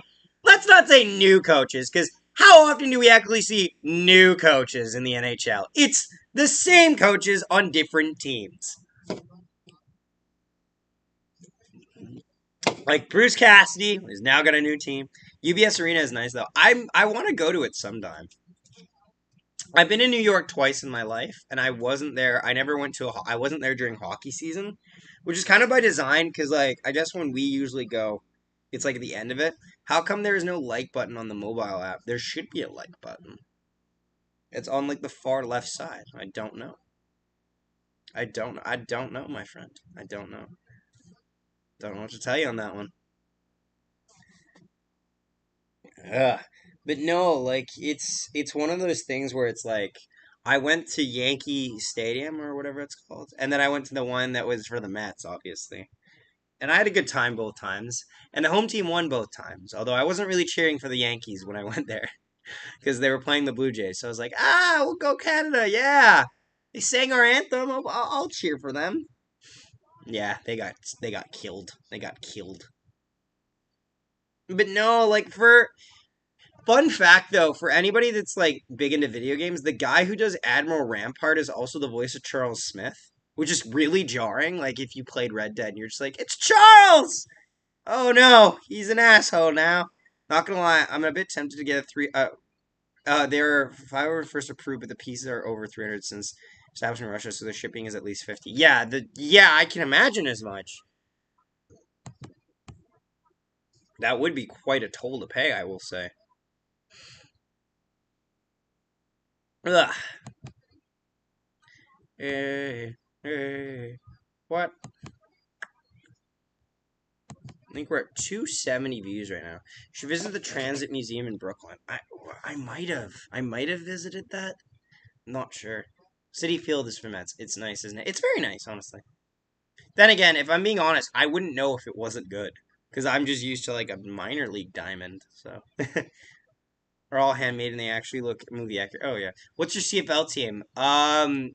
Obviously it is the Blue Bombers, the Winnipeg Blue Bombers, my guy. That's our CFL team. Unless you're legitimately asking, like if you're asking like who are you a fan of, it's the team was our team. I'm Blue Bombers fan, yeah. Our arena's nice. Our stadium's nice, honestly. I like it. It's not fucking like massive like those NFL stadiums, but it's nice. I like to joke that it has a higher attendance than the Oakland Athletics, so that's nice. It probably does. Like, if I'm actually being honest, because the Oakland Athletics are averaging like 13% capacity, which is like fucking unheard of. I know they're protesting, but like, Jesus Christ. That's a lot of damage. I want to go to a CFL game. You should. You really should. It is a nice. It really is something like. It is a very good environment, I would say. Who's the Detroit Lions of the CFL? Ooh, ooh. How's the fan base for the CFL? In Winnipeg, it's really good. So if I was to say the Detroit Lions of the CFL, ooh, that's a tough one. That's a tough one. So CFL are like always basement, right? So if we're going through that's tough. That's really tough. Carter's better at answering these questions than I am. If I was to say it, I'd say honestly in the past it's been the Red Blacks, but like they seem like they're actually gonna be good this year. They're off to an 0-2 start, but that's because they played us twice, which back to back champs. Woo woo. Um, which NHL team do you thinks has the most fire jerseys? Ooh. I really like the Chicago Blackhawks jerseys. I really do. I don't know for jerseys. It really depends on my mood, honestly. But who's the Detroit Lions of the CFL? Like also too the fan bases, cleanup crew. CFL is not ass. You're a moderator, my guy. What are you doing? Penguins have the most fire jerseys. They're fine, but like honestly, for fan bases, like a lot of the Prairie fan bases are good. Like Calgary Stampeders fan base is good. Edmonton's is okay, but they're currently in a lot of pain right now because of the fact that like they're not as good as they used to be. Like when they were called the Eskimos, their team was actually good. Now they're called the Elks, and they're not as good. Um, the Rough Riders fan base is always really good. Hamilton's fan base is pretty good. Tiger Cats. BC Lions had a good opening day, opening game thing. Hawks a classic. The Hawks are a classic jersey, isn't it? That's the thing. Like I don't agree with the organization, but their jerseys are really nice. Um, uh, Blue Bombers always have really high attendance. For the CFL, so that's good. Argonauts struggle, but who's to say the BC Lions? Oh fuck me. Who's the BC Lions of them? I don't know. Part of me wants to say like who's like the Buffalo Bills of it would be honestly like the Hamilton Tiger Cats because they had like a good team, but they came to the finals, but they had to play us twice in a row, and they've had like such a long drought. But like, who's your favorite NFL team to follow? Oh God, I don't know. I'm kind of like, I'm kind of oddly, I'm kind of oddly like, I don't really watch NFL like for a team. I don't watch an NFL team, but I get this type of thing where it's like trying to say my opinion doesn't matter, Zach Nolan. I'm just trying to say your opinion is very flawed. But like, I don't know. I get an odd amount of enjoyment from seeing one guy dominate. A bunch of so watching Tom Brady just do Tom Brady things is kind of entertaining to me. But like, I'm honestly, I'll say this actually. I'll put it this way. I'm actually kind of I wanted the Bengals to win in the Super Bowl last year, and I actually really like the Buffalo Bills. The Buffalo Bills actually seem like something like they seem like such a team that's been through it all, and they're actually succeeding now. So I guess I'd say Buffalo. I'd say Buffalo Bills if I had to pick a team that because I'm picking a team that is somewhat good and is also like I'm not just getting on the bandwagon because they haven't won yet. You know what I mean? So I'll say Buffalo. We'll go Buffalo Bills, but. Who's the Lions of the CFL? Probably the Red Blacks. Probably. Red Blacks like have been notoriously terrible. And like if you're gonna but like there's also but the Argonauts are also like a thing where they just don't have good attendance. Like it really depends. It really depends on the year, my guy. It really depends on the year. Everyone will mock everyone sometimes. You were a Rangers fan. You would have like the Steelers of the 70s. Ah, I gotta save the turtles, guys. Hang on. Gotta had to take away all those things. Wheeler trade rumors. I saw that, Jake. I did see that. Welcome, by the way, Jake. Nice to see you here, buddy. I saw that. Jake, are we playing Battlefront 2 later? I texted you the other night and you didn't answer, which is okay, because there's Kenobi. But motherfucker.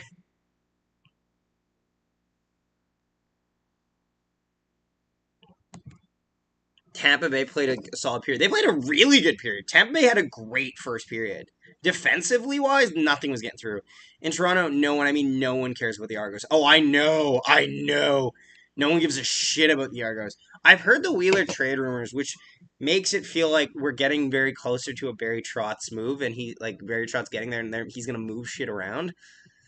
Just save the world while streaming. Damn, indeed. And your first round exit, but we won't make that argument. And you're a first round exit, but we won't make that argument. Ha! Nope. I really wish Jets had a leader and captain like Stamkos. Oh, yeah. What's your NBA team, Raptors? I couldn't give less of a shit on NBA. I couldn't give it less of a shit on NBA. NBA, I care about the least, and it goes like NBA, NFL. It's a rise from there. MLB, CFL, NHL. And actually between CFL and MLB, fucking what's it called? Uh Gold Eyes. What? What? What just broke? Don't do this to me, Jake. Where Jake, I need sources. I need sources on this. Jake, I need sources. What? Jake, I need sources on this.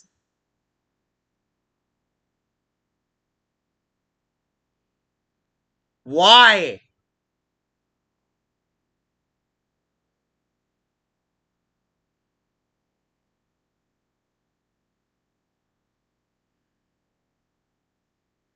No! Don't tell me! Don't tell me that he wants out. God fucking damn it. I'm an old guy. Love the old jersey, the old Hartford wearers. I'm with you, but I'm so with you. Oh, yeah. Oh, no, not Scott. It's never a good time when it's Scott. Oh. Are you sure you want to leave YouTube? No, actually, I don't. I'll click the link on something else. No! No, let me click this link. Open on Safari. I don't want to...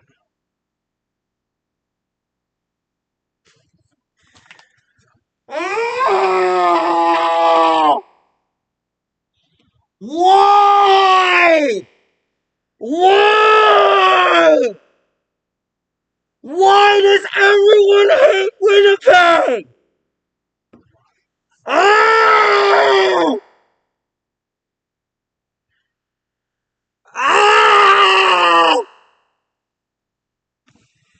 Come on!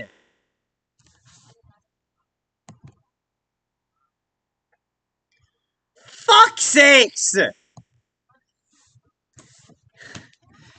Can we get someone that wants to stay here?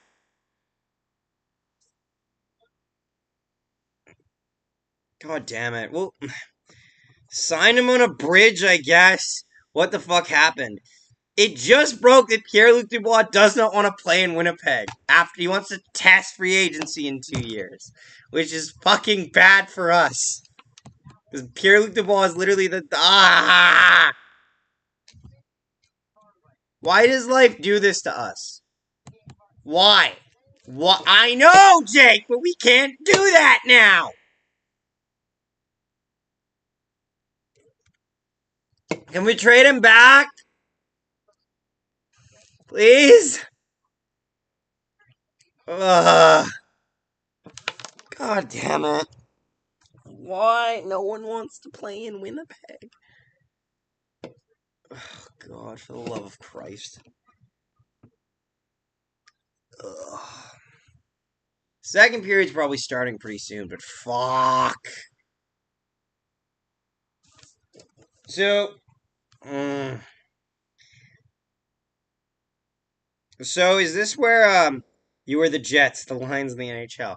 We're not though. The Lions of the NHL are Buffalo. Buffalo is the Lions of the NHL. We're better than that. Second period starting, ladies and gentlemen. Oh!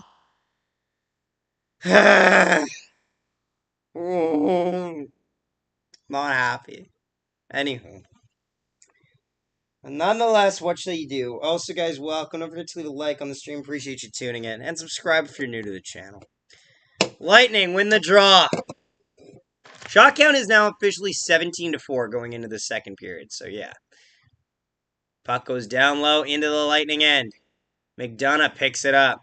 At least they've made a finals. We made a fucking... They made a final... No. They made a... No. Just no. Just fuck them. No. Okay, sorry. Then Arizona is the Lions. Always be positive, my guy. I am positively not having a good time. No, I'm just kidding.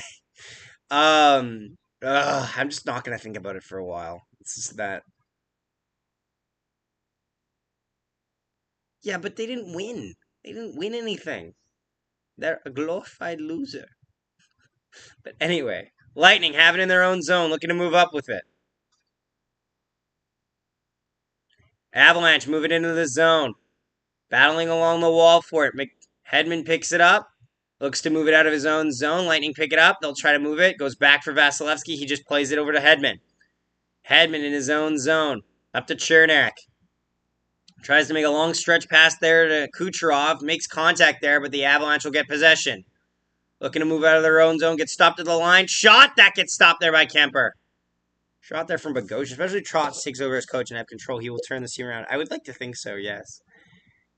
Avalanche moving in. Trotz usually has never had a bad team. Like, he's always had an acceptable team. Chance for break here for the Lightning. That just goes wide. Rebound on top of the net. They battle for it. Lightning are trying to put some pressure here. Avalanche pick it up in their own zone. Ah, fuck. Stop it, God Bobo. We're done. We're done arguing. We're done arguing. No fucking fighting. He knows how to win. I would like to hope so. Lightning moving around in the offensive zone. Trying to get some pressure going here. Perry on the wall.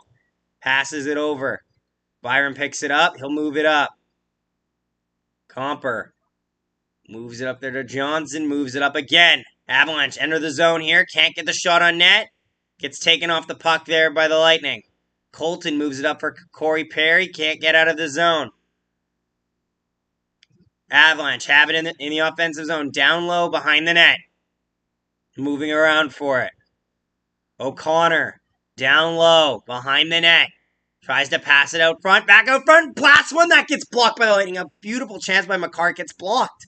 That's the part of the problem. The blocking game by the Lightning has been totally amazing this entire series. Shot that gets stopped there by Vasilevsky for an easy save, and he will cover up for a whistle. The blocking game for the Lightning is what is winning them game 4 so far. It's completely deconstructing and shutting down the offensive capabilities of some of the players from the slot area. Devon Toews has a really good shot. Cale Makar has a really good shot, but none of them can get it to the net when it's just getting blocked everywhere.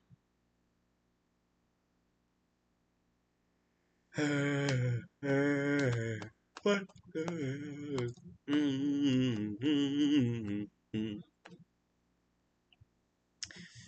Avalanche lose the draw in the offensive zone. They're going to battle in the corner for it, though. Avs try to get possession. Lightning force it away. Avs get possession in the corner. Burakovsky up front shot. Oh, off the post! A beautiful chance by the Avalanche. Might have hit either the shoulder of Vasilevsky or the post. It was perfectly in line there. Avs battle in the neutral zone for it. They'll pick it up again. They'll look to move out again. Oh, possible break here. Chance shot! That gets stopped by Vasilevsky.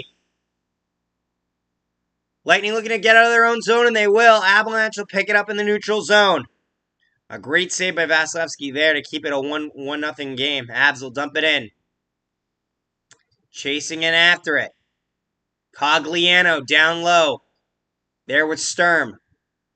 Avalanche pick it up in the neutral zone as it gets flipped out. Johnson fires it in. Back to the point for the Avalanche. Avalanche fires. That gets deflected up. Penalty's going to be called here. And the Lightning will go to the penalty kill for the first time tonight. The Avalanche will go to the first power play of the game here. A big power play for the Avalanche. It's going to be an interference penalty. I'm not sure who it's on here as we'll go to commercial break, I think, before this starts. Let's see. They're showing some of the replays here. They're showing 2 good chances there by the Avalanche. And then it's Hedman here. Hedman will get an interference penalty on Sturm, and that will draw a penalty. So Victor Hedman, a key part of the penalty kill, will be out here with an interference penalty. Could have been a cross-check either way. 16:03 left to go in the second period. Shot count is 16-7 for the Lightning. And the first power play of the night for the Colorado Avalanche. 18-7, sorry. Avs win the draw. Back to the point for Makar. Makar over. Fires! That gets stopped there by Vasilevsky. McKinnon to Landeskog. Down low. Back to McKinnon on the wall. Flips it back to Makar at the point. Flips it over to Makar. To McKinnon. Back to Makar in the slot. Makar fires. That gets blocked. Makar holds it in over to McKinnon on the top of the circle. He turns a little bit. Over to Makar. Back to McKinnon. McKinnon blasts one. That gets blocked. Another great block by the Lightning to keep this play alive. Avs moving it around over to Rantanen down low. Rantanen goes low behind the net for Landeskog. Over to McKinnon on the wall. McKinnon looking at his options. Back down for Landeskog. Landeskog down low behind the net. Looks over his option. Gives it over to Rantanen on the wall. Back to Landeskog. Back to Rantanen. Rantanen on the wall getting pressured there a little bit by Bellemare. Gives it back to the point for Makar. Makar waits down low for Rantanen. Goes across with it. Doesn't work on the pass, but Makar holds it in. Makar down low for Landeskog. Turns, fires. That goes wide. Landeskog a bit of space there. McKinnon gives it over to Makar. Makar gets past one check. Fires. That gets blocked again. McKinnon down low along the wall with it. Across for Rantanen. Fires. Shots in rim. They score! Gabriel Landeskog And the Avalanche have tied it at 1.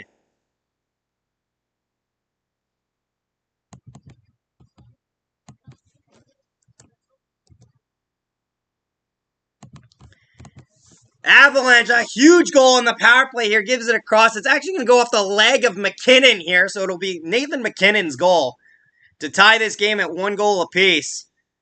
Nonetheless, it's from the traffic that McKinnon and Landeskog caused. They give it over to Rantanen as both McKinnon and Landeskog are going across the crease area there. Hits off one of them, goes into the net. You'll have to take it.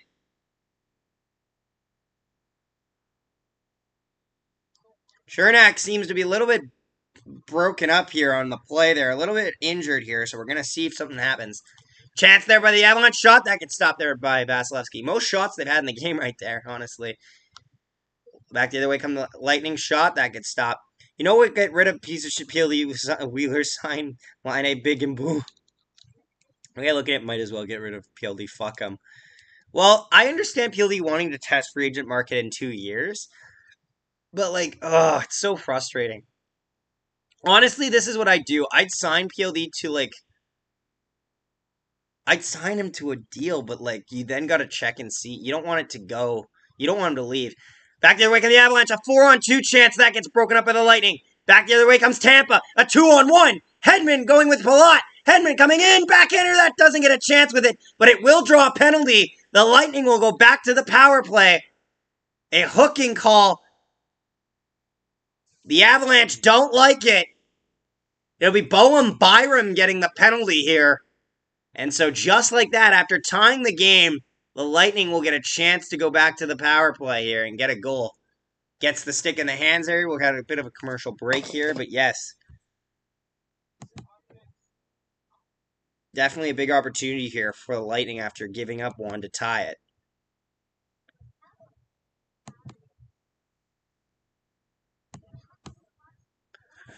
Ugh. Ooh. Yeah, that's a hook. That's a hook. I'm in a commercial break right here just before they start the power play. Reminder, guys, don't forget to leave a like on the stream, subscribe if you're new, and comment, because it's nice to see all you here. 1-1, let's go, exactly. Build around Line A. I don't know, man. Fuck this. But we had our chance with Line A. We had our chance, and we fucking blew it.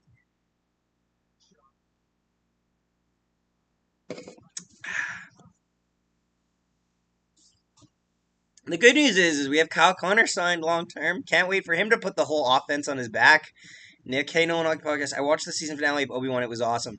I agree, man. It was really awesome. Did you see did you watch our reaction to it?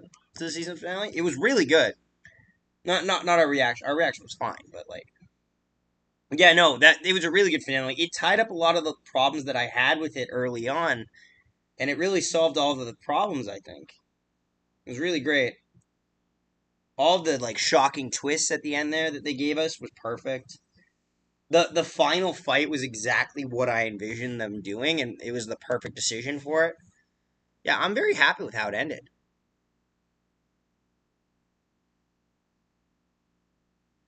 I don't know if you could do a season 2 out of that. Like, you can do a Vader spinoff and have some scenes of Obi-Wan on, like, talking with his master. But other than that, not a lot. Chernak's been getting a little bit of attention here. His leg, he's definitely got to be going through some injuries with his leg and his knee area. He's just collapsing on the ice sometimes, and he can't get in front of the net on that play. Like, the goal, he wasn't in front of the net to take up his guy. So, power play here for the Lightning. There's Nathan McKinnon on the bench, just looking up. Nathan McKinnon's weird, because Nathan McKinnon sometimes, like, literally will have, like, the facial structure of fucking Arthur Morgan, and it throws me off. It's like, how? How do you do this? Lightning win the draw. Back to the point for Hedman. Down low for Kucherov. Back to Hedman. Hedman to Kucherov at the high circle. Goes down, fires it for Stamkos. That gets blocked there. Hedman gets it on the wall. Hedman back to Stammer in the point. Over to Kucherov in the top of the circle. Back to Hedman in the slot. Over to Kucherov. Fires. That gets stopped there by Kemper, and that gets swiped away by the Avs defender to get forced outside of the zone, so they'll have to regroup here. Hedman looking to try to work his way into the zone there. He's joined by Palat, and Kucherov has it. Back to Hedman. Hedman over. Back to Hedman again. They're getting set up. Moves it over to Kucherov. Kucherov in the high circle. Down low. Little bit of space there they're playing with. Tries to move it around. Palat can't get it. He also has Perry down low. He goes back to Stamkos in the slot. Back over to Kucherov in the high circle. Kucherov looks over for Stamkos. Can't connect on the pass there. That gets taken away by the Avalanche, and they'll dump it down the ice. Under a minute to go in this power play. Lightning looking to re-enter. Stamkos gives it over to Palat. Over to Kucherov down low. Kucherov really low below the goal line here. Shot! That gets stopped there. Rebound goes to an Avalanche defender, but they can't get it out. Goes back over to Perry. Perry leaves it there for Hedman. Over to Kucherov. Kucherov over to Stamkos. Fires! They just fans on the shot. 30 seconds left in the power play here. Over to Kucherov. Kucherov tries to give it over to Perry. Gets taken away, but Hedman stops it. Over to Stamkos. Back to Hedman. Hedman in the slot area. Looking over his option. He doesn't see a good shooting area. Over to Palat. Back over to Kucherov. Down low for Perry. A little bit of a panic there. That gets stopped there by Kemper, who will cover it up with 16 seconds to go on the penalty. And 12:03 to go in the second period. 1-1.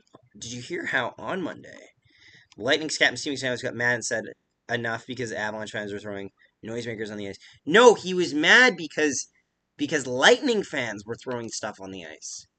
He was mad at Lightning fans, I believe. Because the game was in Tampa Bay. The game you're talking about was in Tampa Bay.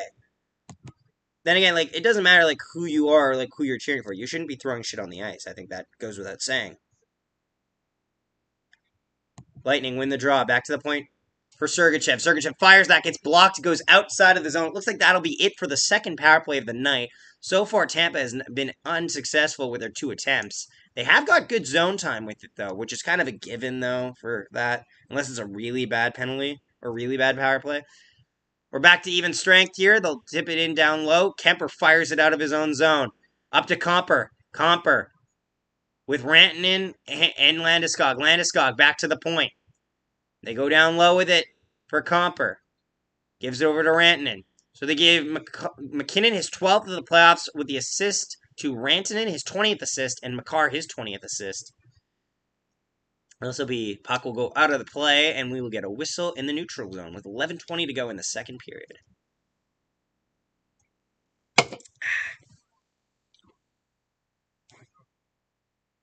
It's been a good little stream, hasn't it, chat? Been a good little stream.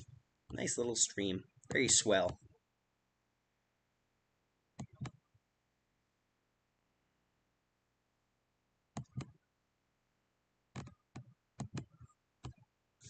Face-off will be at center ice here. Shot counts 21-11 for the Lightning. 11:20 to go, obviously, in the second. Face-off here. Avs win the draw. They push it back to the defender. Over to Johnson. He'll look to move it up. Hagel in his own zone. Tries to give it over to McDonough. Can't connect on the pass. Avalanche take possession down low. They battling for it, though. Avalanche trying to get some body position on the play. Moves it up to Cirelli. Cirelli moves it up, looking for space. Tries to give a flip pass to Killorn. Byram gets inside positioning, though, so can't make the move. Byram gives it up to his forward. Avalanche with a bit of speed here. McKinnon with speed. Fires. That gets stopped there off the end of the pad by Vasilevsky. A very good save there. Avalanche trying to keep it in. They go for a draw pass. Nobody home. Avs will have to regroup it in the neutral zone. Avalanche dump it in. Lightning take possession. McDonough. Up the ice there, a pass there will just deflect off his man and go in the zone. Belmar battling down low with it. He's there with Palat as well. Lightning take possession of it. Maroon down low for Belmar. Over to Palat. Palat down low below the goal line. Battling for it, tries to leave it there for his forward. They keep battling for it. Manson there as well. Manson comes up with the puck, moves it up to his forward. A 3-on-2 back the other way for the Avalanche. Good pressure there by the Lightning defender to stop that play from really developing because it slows down the puck carrier and he can't make a pass off with it. Lightning pick it up in their own zone, looking to move the other way. That gets taken away there by Makar. He'll try to put it down low. Doesn't get far with it, though, as the Lightning will retake the puck. They'll dump it down low, and there'll be a foot race for it. Battle along the wall for it. And Shushkin there as well, so is Pat Maroon. Avalanche trying to come up with it. Oh, almost a dangerous hit there on Kadri, who's a couple feet away from the boards, but he seems to be okay. Kadri has not been really seen much in this game, I gotta say. Like, he got two good chances in the first period, and we haven't seen him since. So it'll be interesting to see if Kadri can have an effect on this game. Lightning moving in, Hedman, a lot of speed, backhander shot, he scores! Victor Hedman and the Lightning have regained the lead. A possible highlight reel goal for Victor Hedman comes in, splits through the defense, makes a nice little backhander shot, and the Lightning have regained the lead. A bad play there by the Avalanche defense gave him way too much space. Victor Hedman. Peg City Hockey just killed me. Oh, I know. I'm not happy with PLD news either.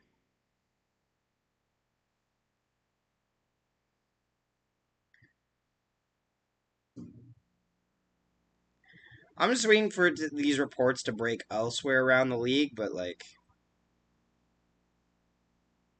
All right. Tampa Bay has regained the lead. Tampa down low, battling in the corner for it. Comper there as well. Byram will pick it up. He'll look to move it up. Makar, a very rare instance of Makar not having the best body positioning there, and it really did cost him. Battle in the corner there for it. Lightning try to keep it in. Avalanche will force it out, but it'll go outside there. They'll call it for an offside, and we'll get a whistle at 8:44 left to go in the second period. Oh, God. What is this? Open. Someone told me the script says the Avs will win the championship.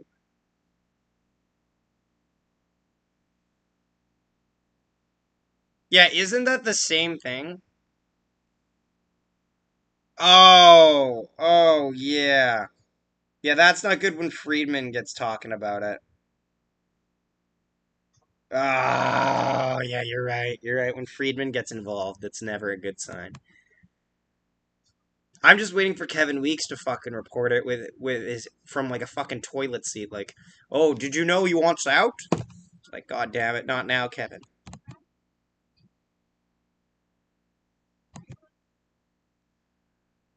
Ugh, just commercial break here. Ugh. Ugh. Ugh. Hungry. I'm a little hungry. It's a bit hungry. So just like that, the Avalanche have got to start from scratch yet again here. They've only been tied for a couple minutes, I think, in total.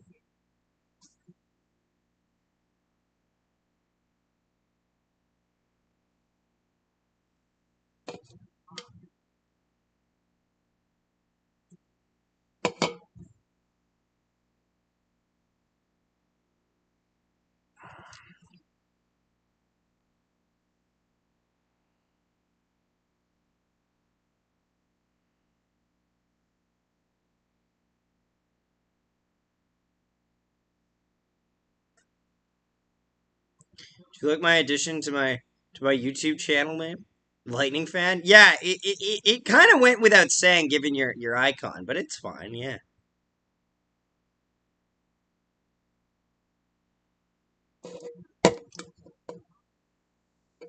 Yeah, hey Jake, it's a funny story. I actually met, Jets Hub we were talking about? I actually met him today. I actually talked to him today. We're actually gonna ruin my day.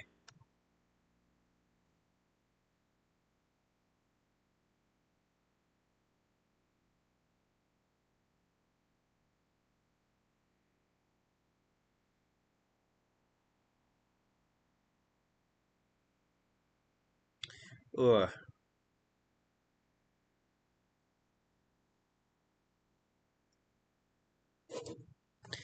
Ugh.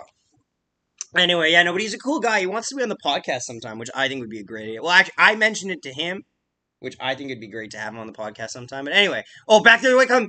Landeskog with a bit of space. Can't get the shot off there. A great chance there, but looks like that'll draw a penalty chance. Yeah, it looks like the Avalanche will go back to the power play here.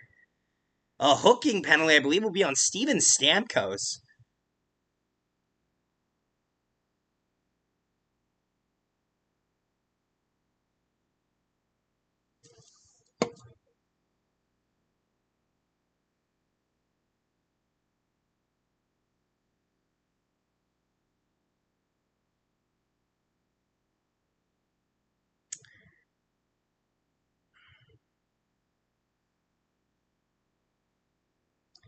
Ugh.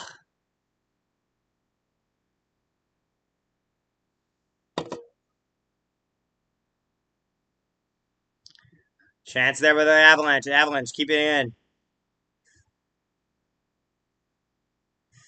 Ugh. But yeah, I know. I was talking to him today, but he's a good guy. But anyway, McCarr back at the point. Over fires that gets stopped there, and that'll go out of play, and we'll get another whistle here. Minute 30 left to go in the power play here. 7:41 to go in the period. It's been a bit of a rough game there for the Avalanche. So,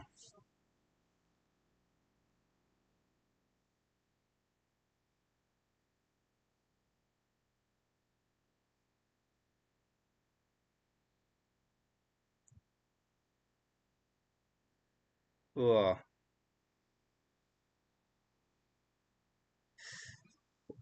Avalanche back to the point. McCarr over, moves it over. Rantanen looking up. Let's light the chat up. Back to McCarr at the point. Gives it over to Landeskog. Back to McCarr. McCarr again. Down low. Rantanen's there as well. Yeah, I'd love to record him. He seems like a great guy, honestly. He's got Instagram now, so he's a lot more like accessible. No, he's really good. I got nothing but nice things to say. Ugh. Avs trying to move it, re-enter the zone here. They get it low, but how long is it going to last? There's a bit of a puck battle there for it. Avalanche keep it in. Over to McCarr. McCarr fires. That goes wide. Rebound. They battle for it. That doesn't make it towards the net. Avs keep it in. Over to McCarr again. Takes a walk. Pulls it in. Todre can't get it loose. They battle away for it. Avs still have the puck, though. 24 seconds left. Over to McKinnon. McKinnon walks a little bit. Doesn't take the shot. McKinnon keeps skating with it. Back to Rantanen at the top of the circle there. McKinnon makes a move. Can't get the shot on net there. 10 seconds left in the penalty. Over to Rantanen on the wall. Back to McKinnon. Fires. That gets stopped by Vasilevsky. 4 seconds to go in the penalty. And it was a great chance. Honestly, great chances there by the Avalanche, but they can't convert. Keep the cup in the bay. No. No.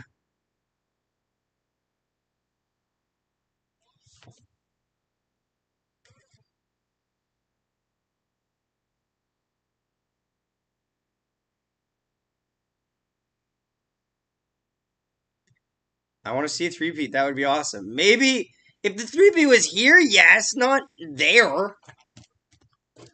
6:15 to go in the second period. Avalanche can't win the draw. That'll kill the penalty right there. Penalty is over now. They're back to even strength. 3 shots on the last power play. Passes it over at the point. Fires. That gets stopped by Vasilevsky. And we'll get another face-off here from the Byram shot. Shot count is 22-15 for the Lightning so far. It has been a rough go so far. Game 2 was a shock. Game 2 is the outlier, I think, the biggest outlier in the series. It doesn't make sense. If you know anything about these two teams, Game 2 makes no sense whatsoever. Like, the Avalanche are powerful on offense, but they shouldn't have been able to do that to the Lightning. It just doesn't add up. The math ain't mathin'. Anywho, Lightning will just to move this out of their own zone, and that'll go out of play. We'll get another face-off here, with 6 minutes to go in the second period. We'll actually go to commercial break. Sorry. Because once they get I think it's the first whistle after 10 minutes, like with 10 minutes left, like what's it called? That they had, because you can't have a commercial break. Fun fact, I don't know if any of you guys know this. You're not allowed to have commercial breaks during timeout, during a power play, or during a icing. After an icing, you can't have a commercial break then because that disrupts the game flow. 7-0 makes 0 sense. Oh, it never makes any sense. Or if you want to go the Jets' way of losing 7-1, that's different. It makes no sense, but it happens because fuck the Jets, I guess, sometime, right? Like, the fuck happened? I was at work. I didn't see any of it. I just saw it just keep going up, and I was like, fuck, man. Did, did they put in fucking Brian Elliott? Like, what happened?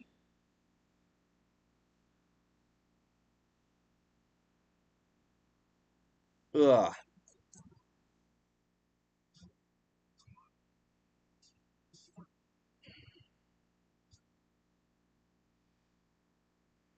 I'm still torn up about that fucking Dubois news. That Dubois news killed my day.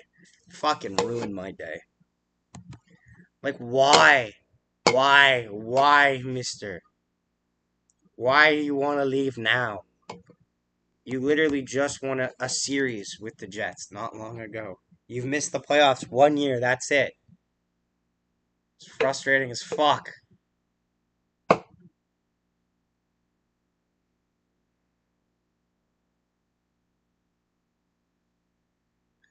What is this YouTube video? Why? Why is it here? Did you make one already? You fucking did. You son of a bitch. You son of a bitch, you did it. Vid's up. Alright, yeah, I'll make a vid for tomorrow, I think, on that. Chernak's going off again. Back from the point. Fires! That gets stopped by Vasilevsky, and the puck goes to the corner. I'll probably drop a video for that tomorrow, if I'm being honest. I got nothing planned tomorrow otherwise. Lightning looking to move up the zone with it. Sorelli, 3-on-2. Fires! That goes over the net. And that'll actually move up the stanchion and out of play. Jake, are we playing Battlefront 2? That is my question for later. Because we need to take our minds off of this crushing defeat.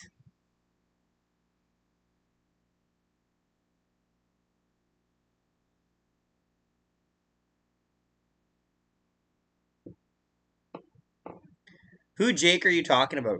Peg City Hockey's Jake. Jake is Peg City Hockey. That's who I'm talking about. Puck will go out of play yet again. We'll get another face-off here at 5:39 left to go in the second period. Shot count 22-17 for the Lightning.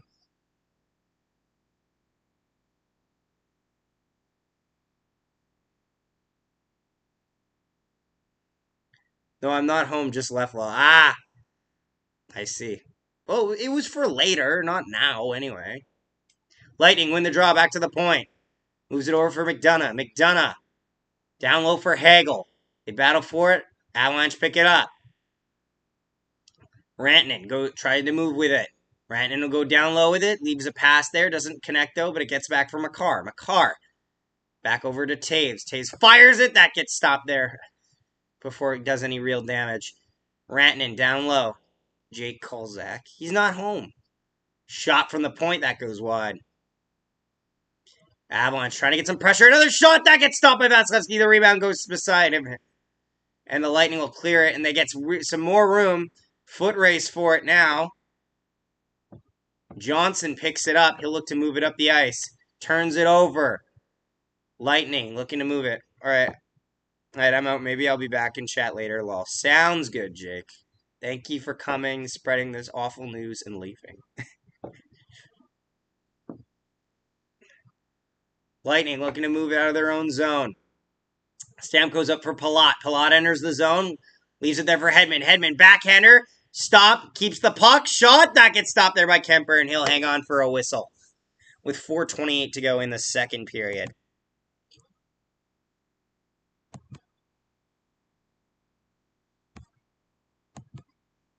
This chat's just a bunch of mourning. It really is. Drink 2 always works. Oh, of course it does. What else do I have other than the drink? Other than the drink. Jake, pick me up some milk, please. If he leaves for milk, he ain't coming back after all the news he's heard. And I would fully understand that. Let's not do that.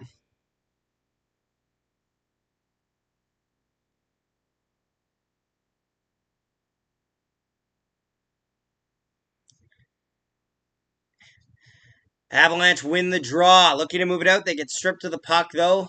Palat picks it up. Moves it over for Kucherov. Back to the point for Hedman. Hedman fires. That gets blocked. That'll go back into the Lightning zone.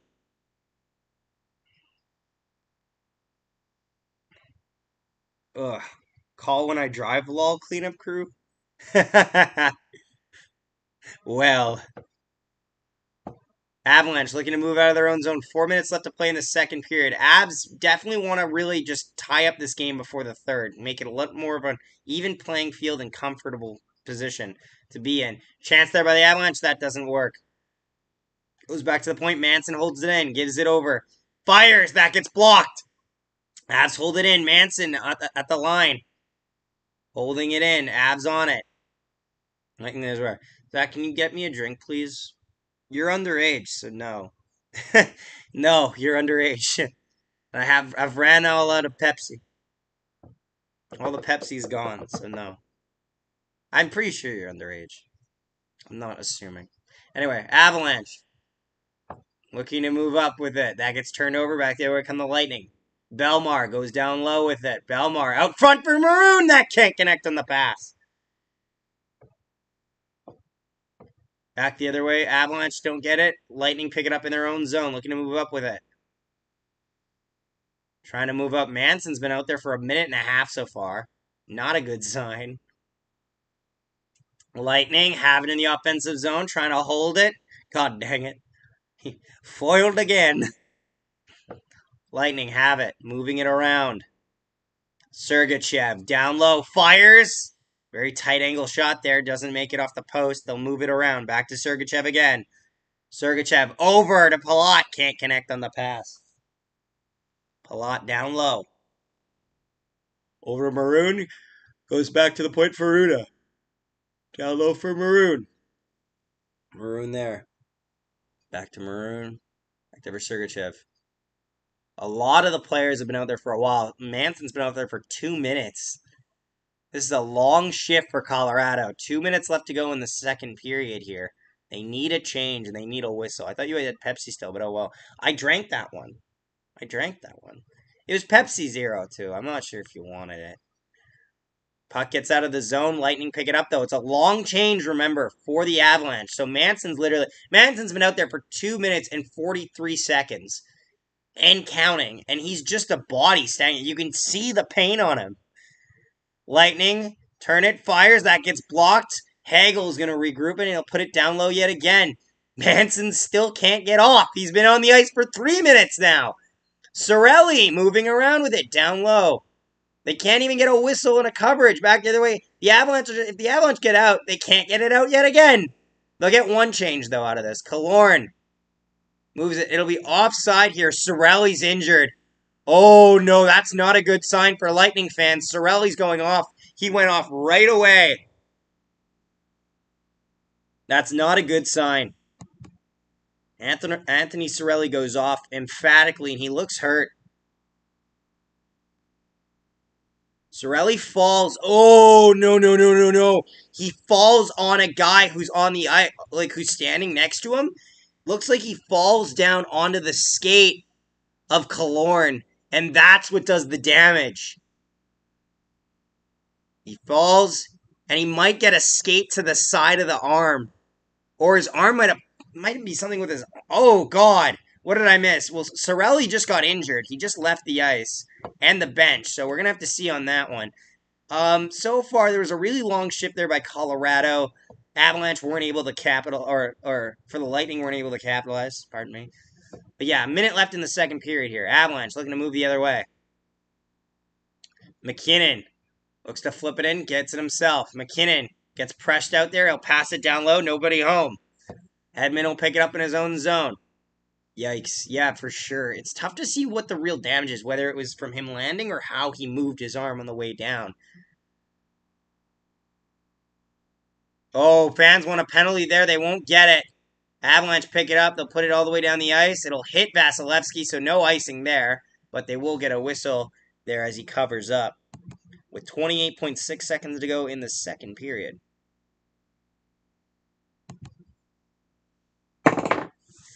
Ugh. They're trying to figure out what happened to Cirelli. I think the skate got underneath his arm, which is a big problem if it is. He doesn't look like he's having a good time, I'll say that.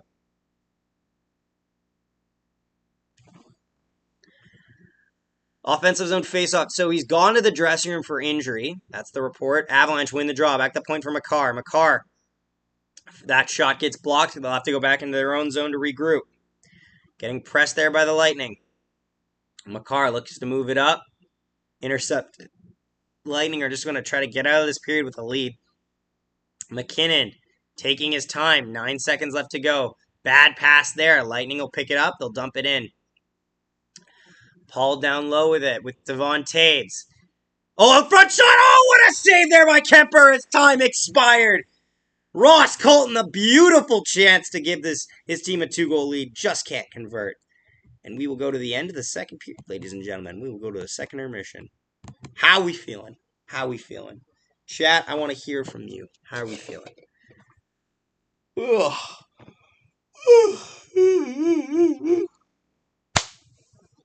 Most likely out for the game. We'll have to see. If he gets bandaged up or something, if it's not too deep of a cut, he'll be okay, but I don't know.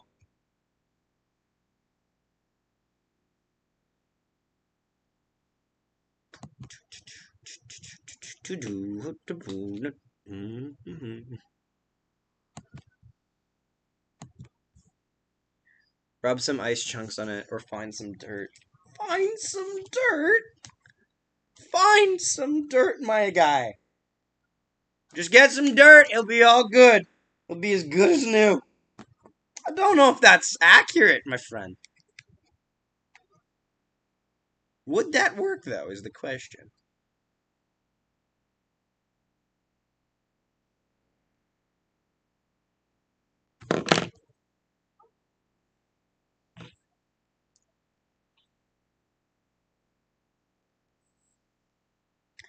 Ugh. What are our thoughts, chat? Do we think they're gonna tie it? Who do we think's gonna win here? Yeah, get him an ice pack. Oh, for sure.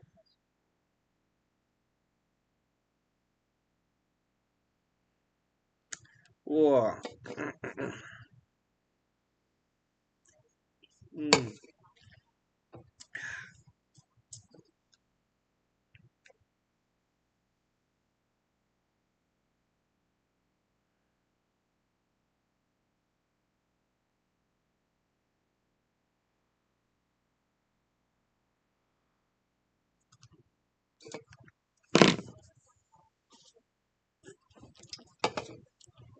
Ugh.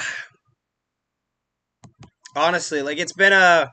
Also, guys, if you're new here, don't forget to subscribe. Appreciate you tuning in, guys. It's really great. We'll be streaming pretty much all the other final games after this, except for possibly Game 7 if it goes that far. Just because Game 5 would go 24th, 26th, and then 28th I maybe work. So let's hope it doesn't go 7, but we'll see. I don't know. Tough to say. It's universal in sports. You get hurt, rub some dirt on it, and walk it off. Preston, 95% of the times I played sports, there were no dirt nearby for that to happen. You know what I mean? Like, wasn't really one of those things where I'm like, oh yeah, just grab some dirt, we're good. There wasn't really near any of me, Preston.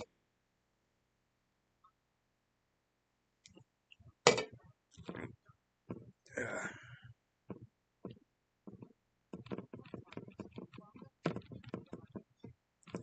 Who's scoring next? What player is scoring next, actually? That's my question.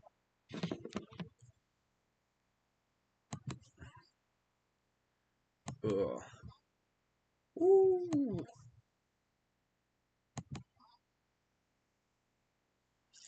I'm still miffed about the frickin' Dubois news that I learned today. That Dubois isn't thinking of re-signing with the Jets, which is frustrating. Ugh. I think honestly, like obviously Tampa has like I think Tampa would win. I thought you played both. I did, but it's also worth noting I mostly played outfield. So if I got injured, right, mostly in the outfield. Also, I wouldn't rub dirt in anything. Like there's nothing to rub dirt on. You know what I mean? I think if the Lightning can play it safe and not let the Avs take advantage of them, then they can win. That's true. I can agree with that statement for sure. Obviously, as somebody who wants to see the Avalanche take a 3-1 lead, just because, you know, It's more likely. It's more fun to watch. But obviously, I can see this series going either way.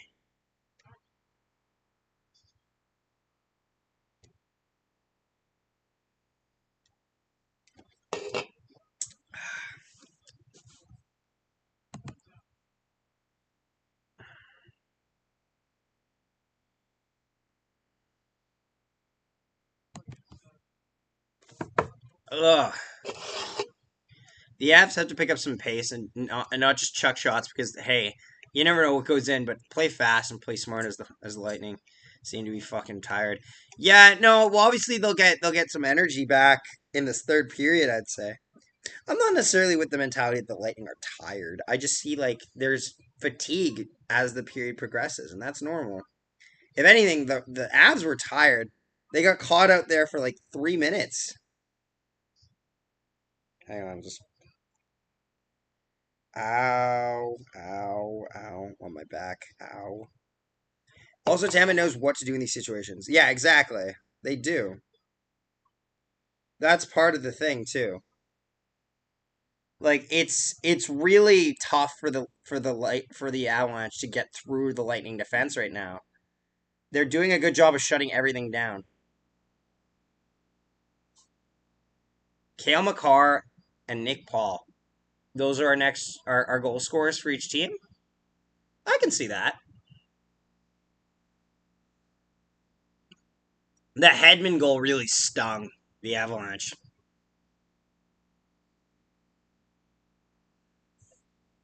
Like I just don't see Vasilevsky giving up a goal like that. It's so weird, you know what I mean? Like I just don't see it.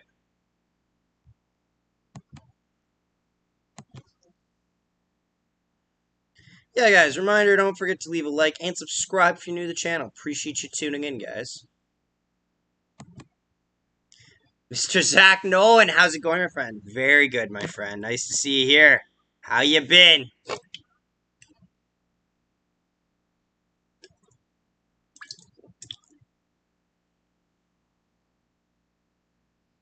It's going well. It's going well. It's a good day. We got Fridge. We do have Mr. Fridge. I'm hyped about that indeed.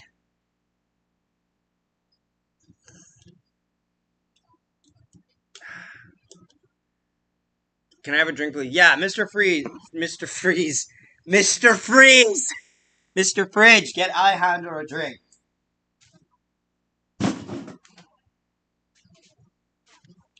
Yeah. Don't forget to leave a like on the stream and subscribe because we appreciate all of that. Guess our new goal is like 30 likes now or something like that. Something like that, right?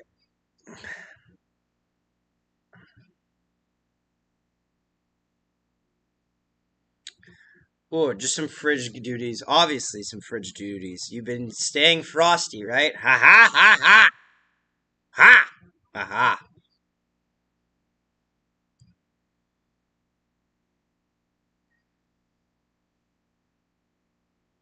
You're staying frosty. Stay cool. Ugh. Avalanche are going to need more obstructing shots on net. Like something that gets in the way of Vasilevsky, but not in the way of the puck. This game is making me sick. I can see a little bit of that, but I think you're doing okay, honestly. Like the Lightning have weathered the storm very well. I want a Mountain Dew and PLD not to leave. Ah! And I want a Merry Christmas, but I guess we're both not getting what we want, is it? It's like I wish we could all have a Merry Christmas on that one. I also did a YouTube short. PLD is leaving. He's leaving in 2 years.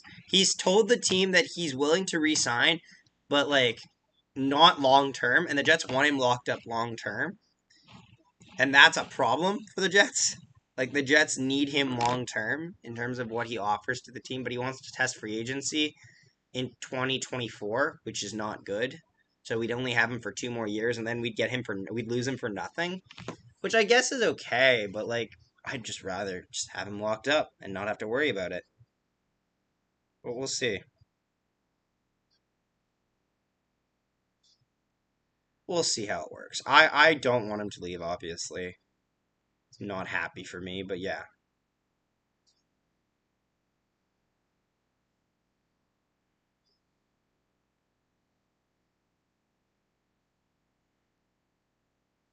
I see, so you're fucked.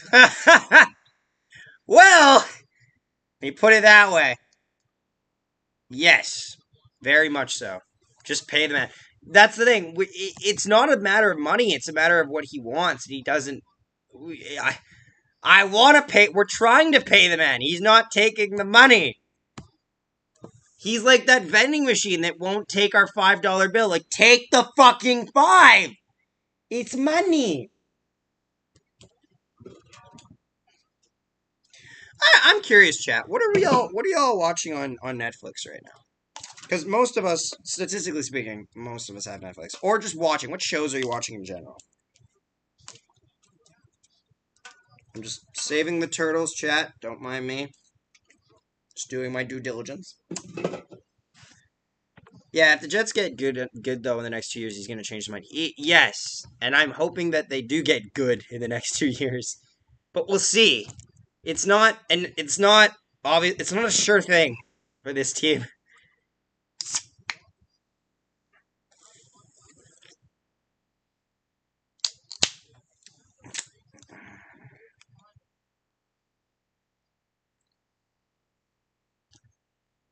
So Chernak's in a lot of pain.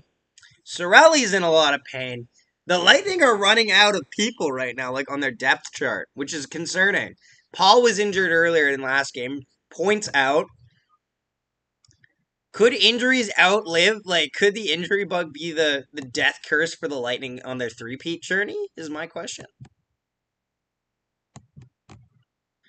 It's such a weird way to do that. If you want to get traded, then ask for a trade. I don't get the reason for doing what he's doing. Well, here's the thing. He's trying to make it show to the team, I guess, either he must not agree with the money, but he also must agree that he needs to prove it and see what teams want to value for him.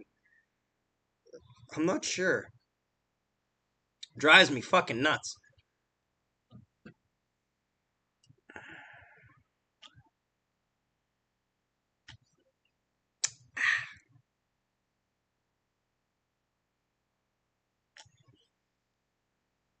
It's kind of dumb. Yeah, I get what you're the upset stuff, but like I don't know. Just frustrating. That's all it is. It's frustrating.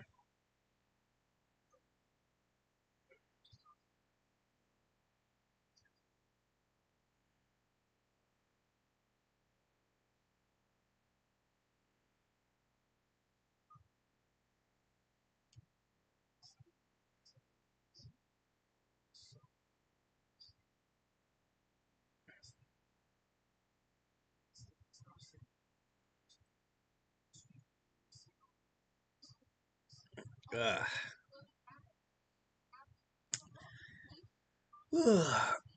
Do you think he gets booed next year? No. I hope not. I really hope not. I don't like seeing players get booed in their own rink. It's not. It's like, it's not good. It just doesn't show. It doesn't show. It doesn't say good things when you're booing your own team. Like, don't boo your own team. As long as they play there, don't boo your own team.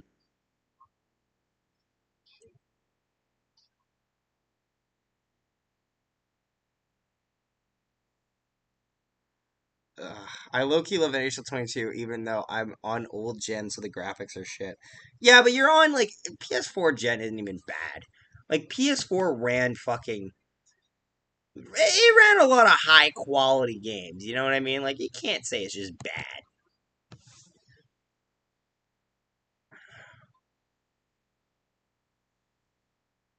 Ugh. You know who should get booed? Trouba. Trouba does get booed. Trouba gets booed in Winnipeg all the time. I'm not even super hard on Trouba. I'm just like, okay, you know what? I get it. But Trouba gets booed here a lot.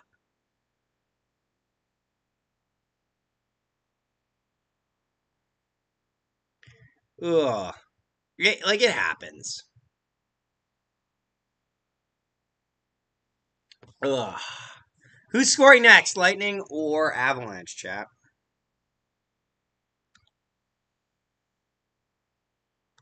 That's what I'm wondering.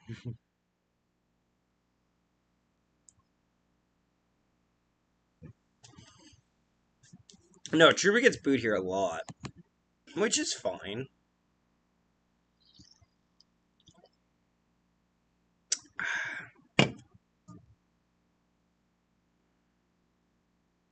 It happens.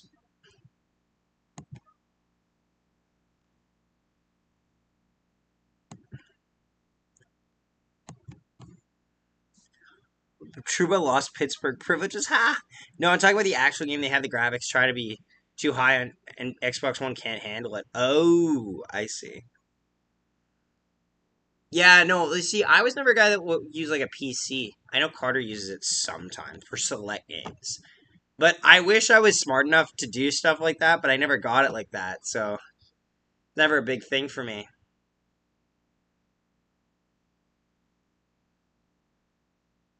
So it looks like Sorelli will return to the ice. Looks like he will return for the third period. He's seen suiting up here at least, so we're gonna see. He's probably gonna test up anyway.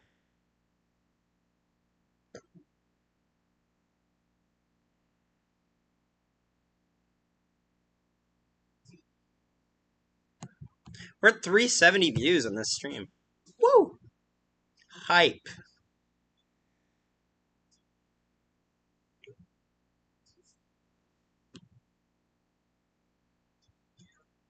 Ugh. I think the Bolts will like that. I've cursed Truba's entire bloodline, past, present, and future. Well, you can't curse the past one. I'd like this intermission to be around 2 months. Or trade him in 2023 and get something for him. Possibly, that's true. It's so weird with here because, like, we always have problems getting that first contract up. That's all. You know what I mean? We just don't want to lose guys for nothing. But in the process, we end up making trades that are a little premature. In hindsight, it's just like, well, why'd you do that now? You could have waited. I don't know. I see this. When you're making trades like this, you have to be careful of the law of diminishing returns. As you keep trading these players, for example, you trade Laine for Pierre-Luc Dubois in a third. You then trade Dubois. What do you trade him for? If it's a low price, then you're diminishing his value, the value of what you're returning. And what if that player doesn't want to stay? Then you go down again. You know what I mean? Like, it keeps dropping.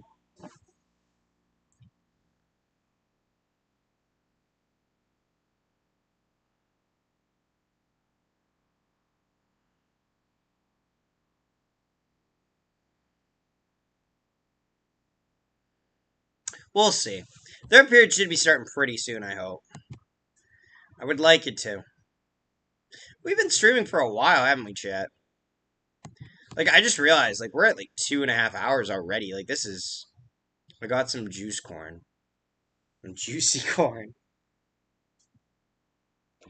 Gold star, my guy. Gold star.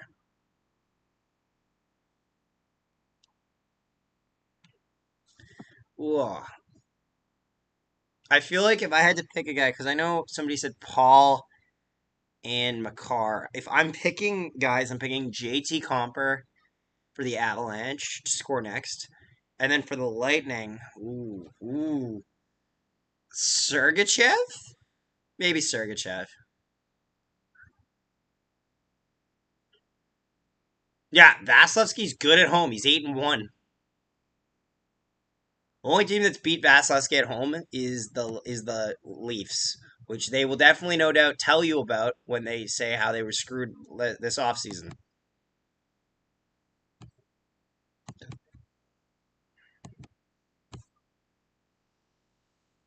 Second period, second intermission is done, chat. Third period is about to start. Woo! Chernak is back on the bench. Sorelli's on the ice. Sorelli seems fine. I'm more worried about Chernak, honestly, because Chernak was a leg-related injury, which could be re-aggravated. Here we go. Lightning win the draw. Looking to move out of their own zone with it. They move it into the neutral zone.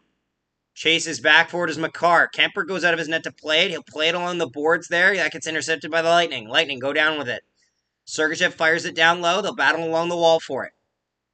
Bit of a battle there. Avalanche come up with it momentarily, but the Lightning fire it down low, and that gets an easy save by Darcy Kemper. Avalanche looking to move up with it. Avs Flip it in over the center ice line. Is this enough for an icing? No, as it hits Vasilevsky. Lightning in their own zone, looking to move up with it. Avalanche in their own zone, looking to move. This will be an offside there, but they don't make contact on the pass, so it's delayed. Lightning down low in the zone. Kucherov leaves it there for Stamkos. Stamkos tries to play it up forward. That doesn't work. Nichushkin back the other way with Landeskog. Landeskog. Button hook turn. Fires. That goes wide. And that'll go out of play, they say. But the play continues. But one of the Avalanche players did make a sign like it went out of play. So we'll see. If there's a goal scored, we might have to revisit that. Anyway, Palat flips it over the line and into the zone. Avalanche in their own zone. Defender just waiting on his own zone, waiting for his guys to get set up. Over to Byram. Byram passes it over to his other defender. Johnson over the line, flips it in. Bogosian in his own zone plays it over to Sergachev. Loses a bit of control there. Avalanche take possession. They're getting really pressured, though. They go back to the D. Go D to D over to Jack Johnson. Down low. Getting pressured there. Lightning look to flip it up, and they will. They'll get it out of the zone. Johnson in his own zone. He'll play it up to Comper. Comper goes back to Johnson with it. Johnson moves it up. Up yet again. Avalanche with speed over the line. Shot goes way wide there. Avalanche trying to put some pressure here. Maroon. Paul will pick it up. Gives it up to Colton. He'll flip it in. Palat. Perry there as well. Turns it over. Cogliano flips it up. Ruda in his own zone. Oh, Cogliano almost on the interception there. Almost intercepts the puck there, sorry. Avalanche getting pressure here. Trying to get something going right now. Enjoy your play-by-play. I'm glad, Preston. I am very glad. Avalanche in the offensive zone, moving around with it. Along the wall there. Avs have possession. Back to Byram. Byram in the high slot. Tries to get a shot on net. Nothing there. He's in the corner of the blue line. There's no shot. Byram. D to D. Over there. Shot deflected. Save round. They score! They score! Sturm on the rebound! And the Avalanche have tied the game. Marcus Sturm, I believe his name is Mikko Sturm. What was his first name? What's his first name? Forgot it. But Sturm in front of the net on the rebound, just chip shot behind Vasilevsky, and we have a 2-2 hockey game. Oh, you guys are too nice. You guys are too nice, guys. It might actually go off Cogliano, so they're either going to give it to Cogliano or Sturm. A seemingly nothing play. I think Vasilevsky just loses track of where this puck is. All right, and now back the other way come the Avalanche. Come the Lightning. Lightning fires. That goes wide.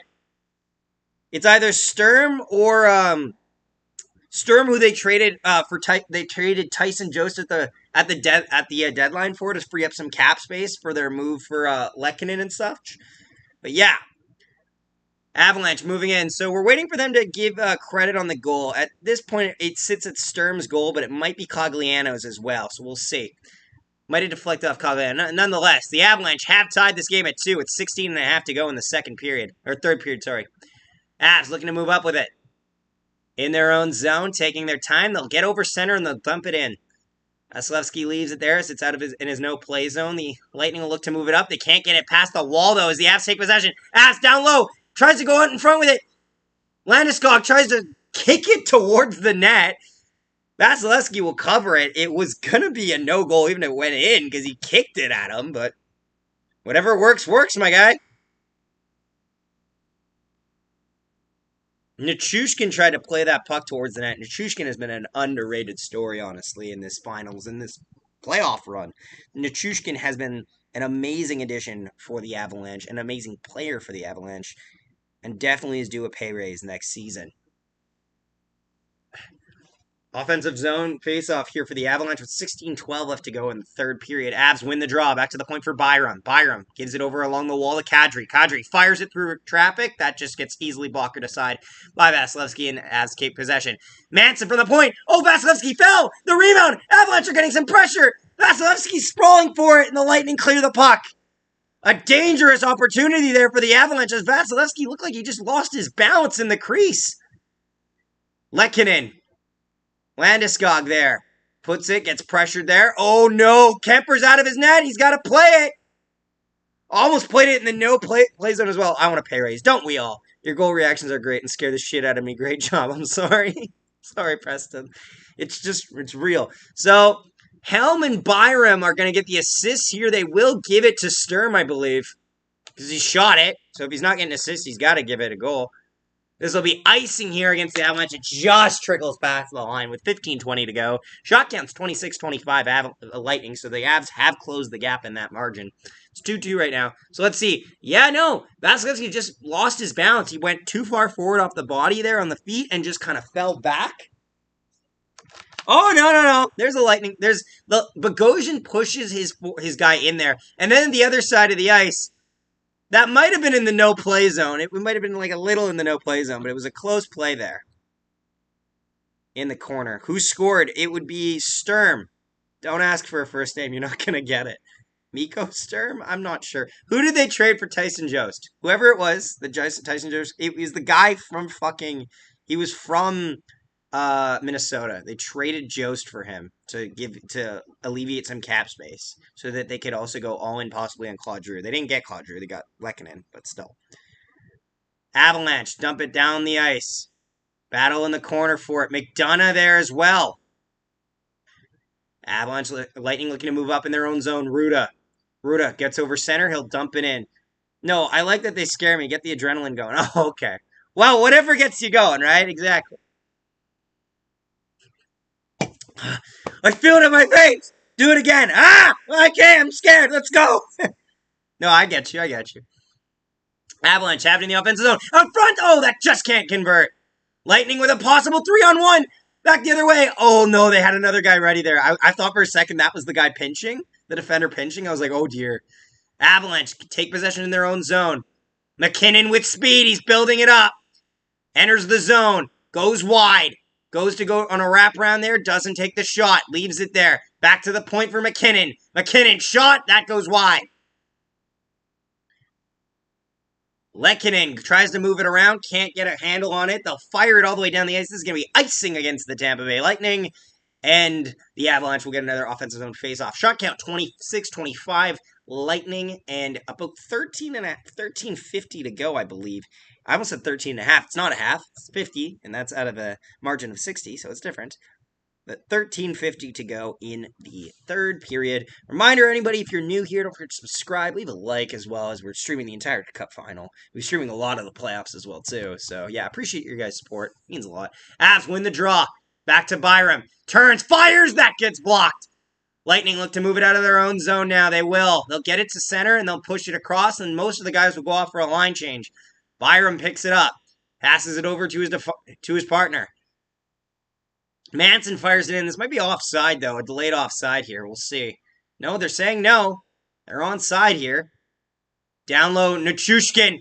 Wraparound shot. That goes wide. Sergachev picks up his own. I shouldn't always say that goes wide. It stopped it. He stopped it. He hit it with his pad, and then it went wide afterwards. You know what I mean? I'm more saying the cause, or the effect, not the cause. Lightning have it in the offensive zone.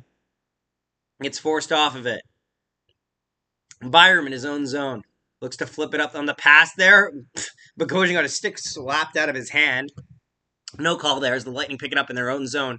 Sergachev taking his time with it, waiting for his guys to get set up on the rush. Shots this period have been 5-1 for the Avalanche.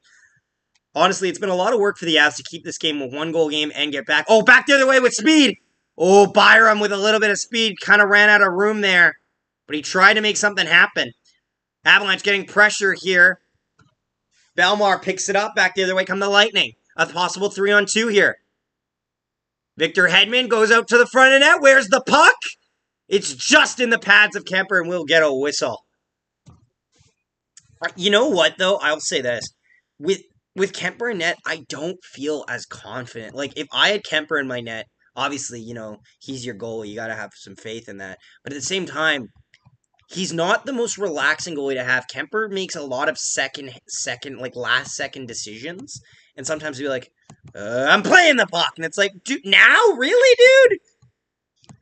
Kemper is not inspiring confidence in me, is all I'll say. He's a good goalie. He doesn't inspire confidence in me. Maybe because he doesn't work better. Like, he works better. Like, Kemper's one of those goalies that works better when there's less support given to him. Like, for example, I'll put it this way. When he was on Arizona, remember Arizona, Kemper? Kemper used to be on Minnesota before that, and it's intermission. Not intermission, it's commercial break. That's why I'm saying this. But he used to be on Minnesota before that. When he played on those teams, he was really good because he played on a team that did not support him at all. So he had to just stop everything all the time. And he liked that role. He was good in that role.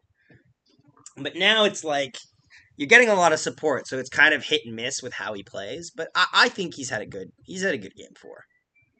He's just a scary goaltender because he doesn't play everything clean, so it's very deceiving on whether or not it's a good day for him or not. That's all. That's all I'll say. I don't mean to shit on Darcy Kemper. Darcy Kemper's a good goalie.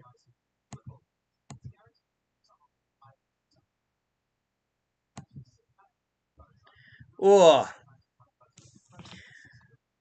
So nobody had Sturm on their bingo card for scoring to make it tied 2-2? Is that what I'm hearing?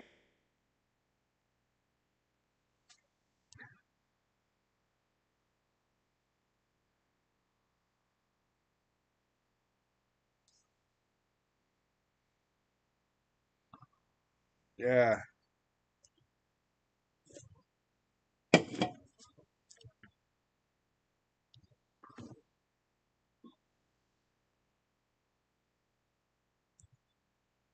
So I think they're giving it to Andrew Cogliano now. They're saying it deflected off of him.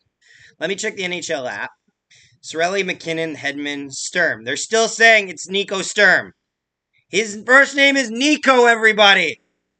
It was Nico Sturm.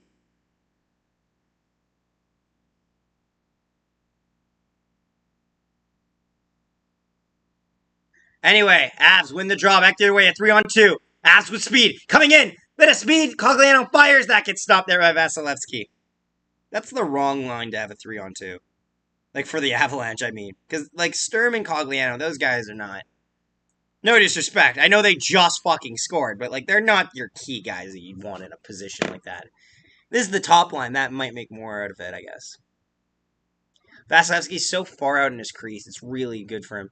Nico Sturm. No, it's Nico Sturm with, like, Sturm, not Sterm. That's what... I knew that part, but... Sabres just put me on the right wing. I just want to be traded already. Said he would score, so... Oh, I see. McKinnon fires from the high slot. That goes way over the net. And we'll get a whistle. A 12:08 to go in the third period. Third period. Stop seeing the twos, Zach. Third period.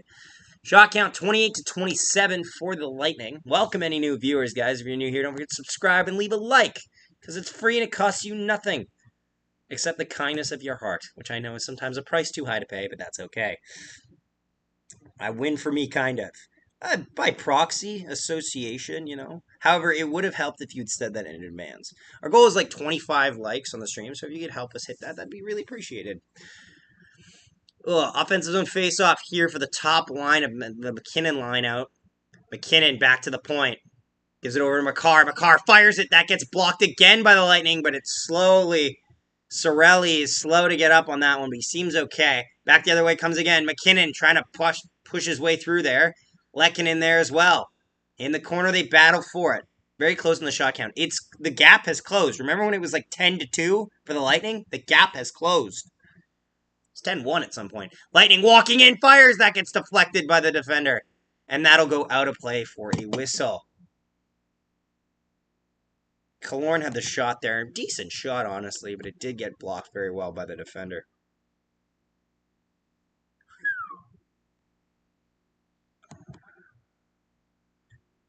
Honestly, this is a very good game, and I'm curious to see how the cookie crumbles, shall we say. Also, guys, if you're new here, don't forget to comment down below in the chat, because, like, honestly, appreciate any new people coming in. And anyone coming in. I appreciate everyone coming in. It's very nice. Avs in their own zone. Lightning win the draw. Shot! Oh, just over the net. Oh, Kemper was looking through a screen there and did not get a good look on it. He kind of just went like this in an instinct. But a very good chance there by the Lightning. Avs have it in the offensive zone. Back to the point, a little bit of space. Fires. That gets stopped there. A big block. Ooh, a big block by Steven Stamkos off the leg. He looks like he's okay, though, so that's a good sign for Lightning fans. For any fans, honestly. You don't want to see guys like that get injured. You want the game to be solved properly. Not through injuries. Kucherov off the draw here puts it just off the crossbar.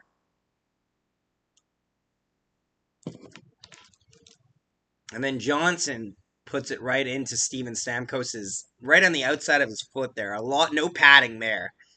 Not even on goalie skates have many padding there. The goalie skates are mostly designed for the inside of the leg because goalies sometimes will panic and go like this more than they will go like that. Anyway, puck will go out of play yet again. We'll get another whistle at 11:12 to go in the third period shot count. 28-26 Lightning. Obviously, the game is tied 2-2. A big game for both teams here. Could either decide whether or not the series becomes a best of 3 or whether this series becomes a 3-1 lead. Lightning win the draw in their own zone. Looking to move it out. Killorn gives it up. Oh, yeah, that's offside. Sergachev did not drag his leg, and that'll be an offside against the Lightning, and we'll have another face-off. Ugh. Any predictions on who's scoring next, chat? And which player, possibly? OT, I'm calling it. Alejandro, you need to call to someone else for overtime. Matt is my overtime god, because he'll say it.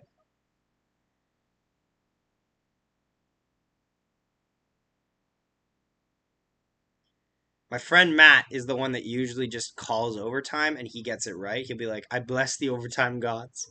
But anyway, Avalanche in the offensive zone gets taken down there by McDonough. McDonough, out of his own zone, moves it up.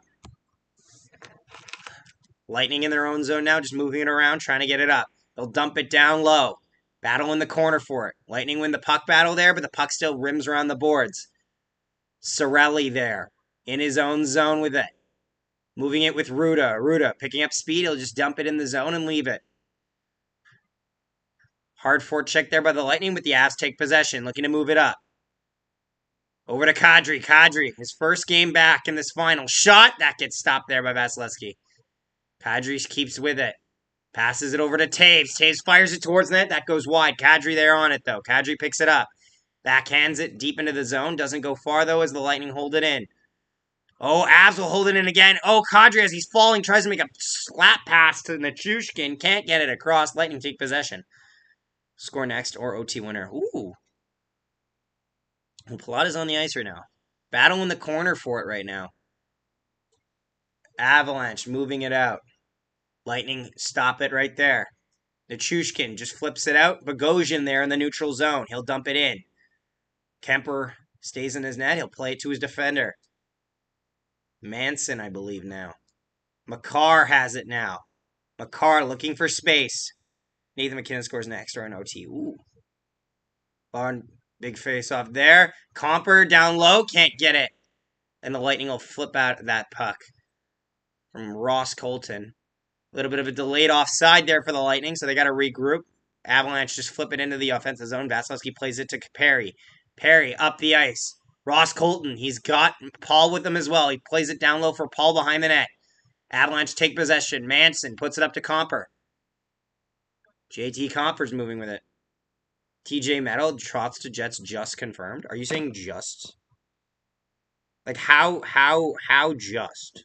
And by who? I need sources. I cannot take this without sources. But I would love that to be right, TJ. Avalanche have it in their own zone. It's kind of like a best-kept secret that it's probably going to happen. Possible 2-on-1 for the Avalanche here. Just can't get it going as it gets shut down by the defender. Alejandro. Really, I mean, somewhat of a win, but PLD leaving still sucks. Yeah, it does. Oh, back the other way. Avs fires! That gets stopped there by Comper. Or by Kemper. Kemper. Fucking hell. Kemper makes a great save there on the Lightning shot. Perry in the high slot there gets a good shot.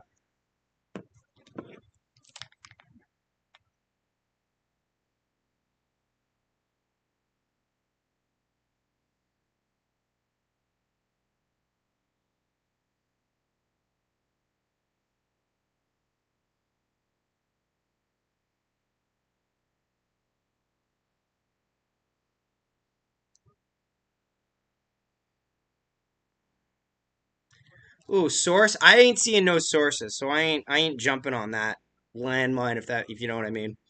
Sources, trust me, bro. Ah, you fool. Ah. Man, I wish those were the sources that. I wish Elliot Friedman just came out with the sources for the Pierre-Luc Dubois and was like, Elliot, what's your source? Trust me, bro. I wish that was it. Although, that being said, Elliot saying trust me, bro, is actually like a logical source. Like, Elliot Friedman saying trust me, bro, I'd be like, I do. I do. You're a source, Elliot. I trust you, bro. Ugh. Brian Bedoni, source. My source is I made it the fuck up. I like that. I trust that source. Obviously, Brian. Obviously. Welcome to the stream, by the way, Brian. If you're new here, don't forget to subscribe and leave a like, because we appreciate y'all tuning in. We're just a commercial break just right now, so just waiting. Source, please, PLD, I need to make money. Source, I don't get paid enough to be accurate. I'll be so depressed if PLD leaves and Laine and Roslovic signs lifetime deals in Columbus. Well, Roslovic already signed, but to be fair, Roslovic signing there is not a big deal. Laine, they've made no progress on the Laine front, but it's not an issue for Columbus right now. Honestly, Columbus's rebuild is going pretty well. Sillinger seems okay. Their goaltending situation seems like at least adequate. Like, it's passable. It probably won't win them a cup, but like the goaltending situation could win them a round or two. Obviously, Elvis had a bit of a meh year, but Elvis was also battling with PTSD, which I'm not even going to get into. Like, I'm not even going to. Yeah. Yeah, totally. I totally understand that. Anyway, back the other way. Lightning pick it up in the neutral zone. Motherfucker keep wanting to leave Winnipeg. That's why I want Connor Geeky, because he won't leave, right? He's born here. He won't leave. Avalanche looking to move out of their own zone. Dumps it into the offensive zone here. Sergachev and McKinnon on the play. Avs take possession. They try to go back to the point. That'll just go flip up off the stanchion and out of play, and we'll get a whistle here. We got 2 firsts, though, so that's a good sign. That's a good sign. A very good sign. Reminder, guys, don't forget to subscribe if you're new. Appreciate you tuning in. It does help us out, guys, and we really do appreciate it. We're at 420 views. Haha. Lol. Offensive zone faceoff here for the Avalanche with under 8 to go in the period. Lightning win the draw. Battle along the wall there.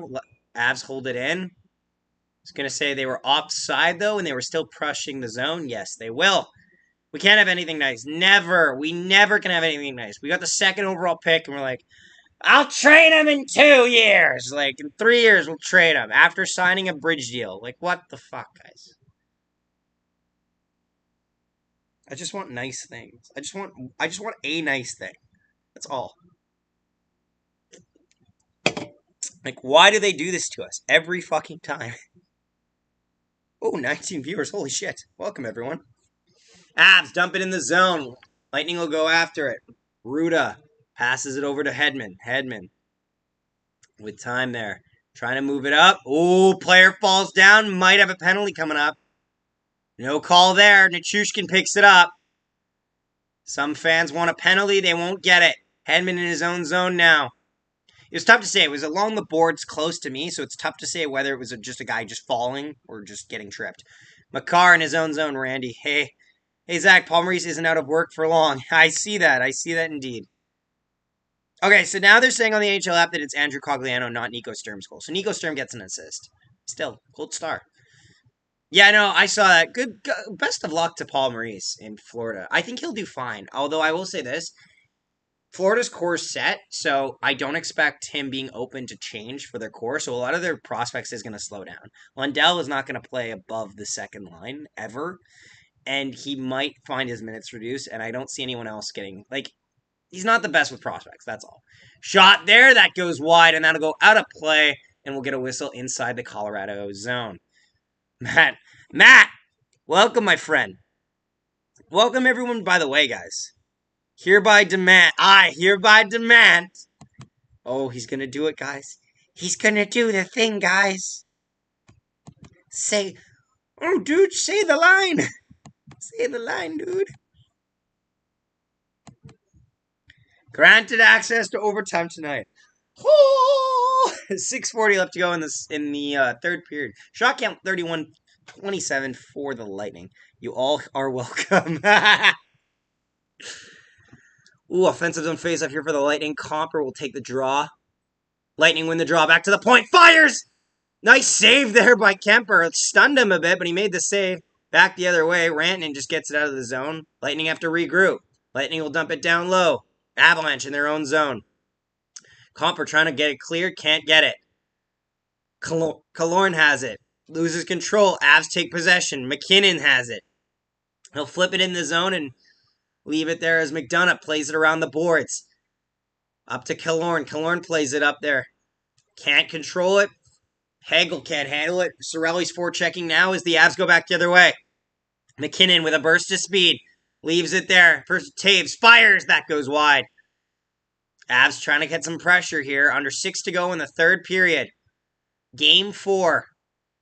Landeskog down low. He's there with Nichushkin. Nichushkin gets boxed out there. Lightning will pick it up in their own zone. Ruda tried to clear it out along the wall. Lightning will get it past the zone and have to regroup there. Lightning re-enter the zone. Palat goes down low with it. Battle tried to put it out in front there for Hagel. He can't get it. Ruda fires it on net. That doesn't whoa. Lightning can't hold it in the zone. Belmar will go offside and we'll get a whistle at 5:25 left to go in the third period. Welcome all new viewers, guys. If you're new here, if this is your first time, I stream these as many times, honestly, as much as I can, because I do work. If you're a Jets fan for an odd, an odd reason, you're a Jets fan just watching a stream, I'm a huge Jets fan, and I cover Jets news as well, so check that out as well. Appreciate you guys tuning in. It's very nice of you. This stream is at 432 views. Yay! It's good for us, actually. Like, total. Obviously not, at right now. That would be fucking insane. The most people I've ever had watch a stream at once is 98. And I was very excited about that. It made me fucking giddy. We're just a commercial break right now, guys. Be sure to comment down below in the chat if you guys have any questions on the game or stuff like that, or want to know my opinions on stuff, or how certain players are doing. I'll be sure to let you know. Like, if I'm not telling you enough that you don't, certain things you don't know enough about to really paint a picture for you about this guy, be sure to ask about it, because I will tell you. OT is calling. Will they pick up the phone? That is the question. Will they pick up the phone to overtime? I'm calling you into work overtime, sir. Ooh, nice. Nice. 98 in the stream crash. No. The stream crash. No, that was not the time the stream crashed. That was the time that that Avalanche beat St. Louis in Game 6 with 3 seconds left. That was the stream that I'm talking about. The time the stream crashed was Game 7, Calgary versus Dallas. This was before I started plugging in my literal... Oh, no! Hang on. Okay. So we've learned that the Wi-Fi thing is highly... Stay plugged in. I unplugged the Wi-Fi Ethernet cable for a second. So that scared the shit out of me. We're good. That was the time it disconnected or whatever. So yeah. We're good. Of OT enjoyers in chat, I am highly disappointed, LA. Well, to be fair, there's still 5.5 to go, so that scared the shit out of me. OT gang, exactly. Lightning win the draw in the neutral zone. Ruda will take it in. Avalanche will take possession right away. Back the other way come the Avs. Lightning will break it up in the neutral zone again. No, it happened on the Stars Flames Game 7 stream. At the very beginning, we had it at 65 viewers, and then the stream crashed because it couldn't handle it, because that was the days before I used to plug it into the Wi-Fi converter. Now I plug it in directly into the Wi-Fi, so we don't have this fucking problem again. Yeah, offside at the line there for Colorado. We'll get another face-off here. OT gang, indeed. But yeah, no, that stream only got 2.1 views, but I felt bad because the stream only had one reaction. My part 2 that got 1.8 views, that actually had all the reactions, including the overtime winner. So, yeah. But imagine the streams together. That would be our most viewed video of all time if it was. Avs have it in their own zone. Under 5 minutes to go in the third. Pierre picks it up. He's getting pressured there by Cirelli, who's honestly had an underrated defensive playoffs. How is Stammer doing? Stammer's doing okay. He made a block with his leg earlier in the period, but he's doing fine now. Out front, that just goes wide. I haven't really seen him get many shots on net in the past little while, although I might just not be looking for it properly. But no, he seems okay. Hedman down low. Over to Sergachev. Back to Hedman. Turns it over. Avalanche try to get out front with it. They just can't get it. Avs pick it up, though, in the offensive zone. 4:08 to go in the period. Manson goes down low with it.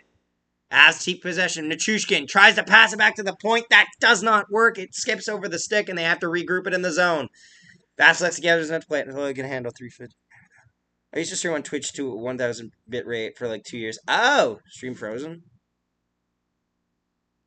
It is not, Alejandro, and that is not a fun game to play.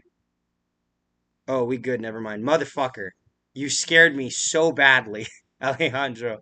Alejandro, I literally have the stream going on my phone, so I know if it freezes. And I was like, what's he seeing? Shot that gets stopped there by Kemper. I can't do this to myself. I got too worked up about it. That's just UG. The fear is real. I get, like, nervous as hell when the streams are, like, slow to get set up. Like, we used to have so much problems with it. Now that I plugged it into the internet, even though the internet's, like, it's pretty flimsy. Like, it's not, like, plugged in hard, which kind of, like, you know, like, when you have, like, like this, and it, like, unplugs really easily, and you're like, does this mean it's working, or is it just, like, kind of a weaker thing? That's what I feel sometimes with the connection. Just my shitty internet. Oh, good. Winnipeg Wi-Fi, my guy. Winnipeg Wi-Fi. We all have it. Avalanche enter the zone. Down low. Helm for O'Connor. Back to the point. D there. Gives it over to Taves. Taves fires it down low into the zone. They keep pressuring there as well. Oh! A bad hit there by the Lightning behind the net. Helm gets pushed face first into the boards. He seems okay, though, but ooh, that was a bit. I wouldn't have liked that one if I was Darren Helm. No call there, and we keep playing. Okay, I'm back. Sounds good. Avs battling in the neutral zone with it. Paul kicks it to Sergachev. Sergachev gives it across to his defensive partner. Taking his time is McDonough. McDonough behind his own net. 2.5 to go in the third period, ladies and gentlemen. Passes it up for Killorn. Killorn with speed. Goes wide. Fires. That gets stopped there by Kemper. Rebound goes way wide, and we'll have to regroup. Hedman in his own zone. Moves it over to Killorn. Killorn fires it up to Cirelli. That gets intercepted by the Avalanche. Avalanche force it out. Lightning, put it down low. My friend had the worst Wi-Fi all the time. Nobody told me it was better. We tested it. Oof. Oof. Big oof. McKinnon passes over and just dumps it in the zone. Under 2 to go in the third period, ladies and gentlemen. Under 2 minutes left. Stamkos flips it in. Palat on the pursuit. Why am I nervous? Because it's just adrenaline, my guy. It's adrenaline. We're all getting it right now. Landeskog pokes it out of his own zone. Lightning will put it back in. 1.5 to go in the period. Oh, this game feels destined for something, chat. I require a Kadri OT winner for my soul. Ooh.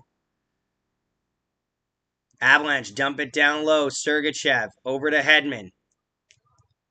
Gives it off to Colton. Colton, 1:20 left in the period. Over to Hedman. Hedman over to Colton.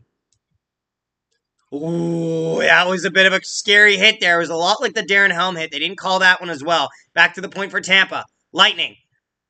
Hedman. Over to Colton. Back to Hedman in the point. Fire shot. Save. Rebound. An open net. Oh, what a save by Kemper. Kemper stays with it and keeps the game alive. Paul. Circling in the high slot area over to Hedman. All the defenders are out of the way. Shot that gets blocked by the defender. Hedman on the side of that shot. Stopped by Kemper and he hangs on. 41 seconds to go. A couple scary opportunities there by the Lightning. But the Avs keep it tied for now. It is on the numbers, but I'd argue the same hit happened earlier in the period. You know what I mean? Like, it's tough to say. Oh, they're literally saying it's called every time and said nothing. And I'm like, well, you didn't call it like 2 minutes ago. So, like, let's not become judge, jury, executioner right now.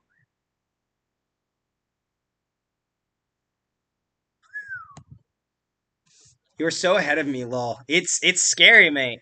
Lightning win the draw. Under 40 seconds to go. Avalanche intercept. Avalanche in their own zone. They'll flip it out. It goes up and out into the bench, and we'll get a whistle.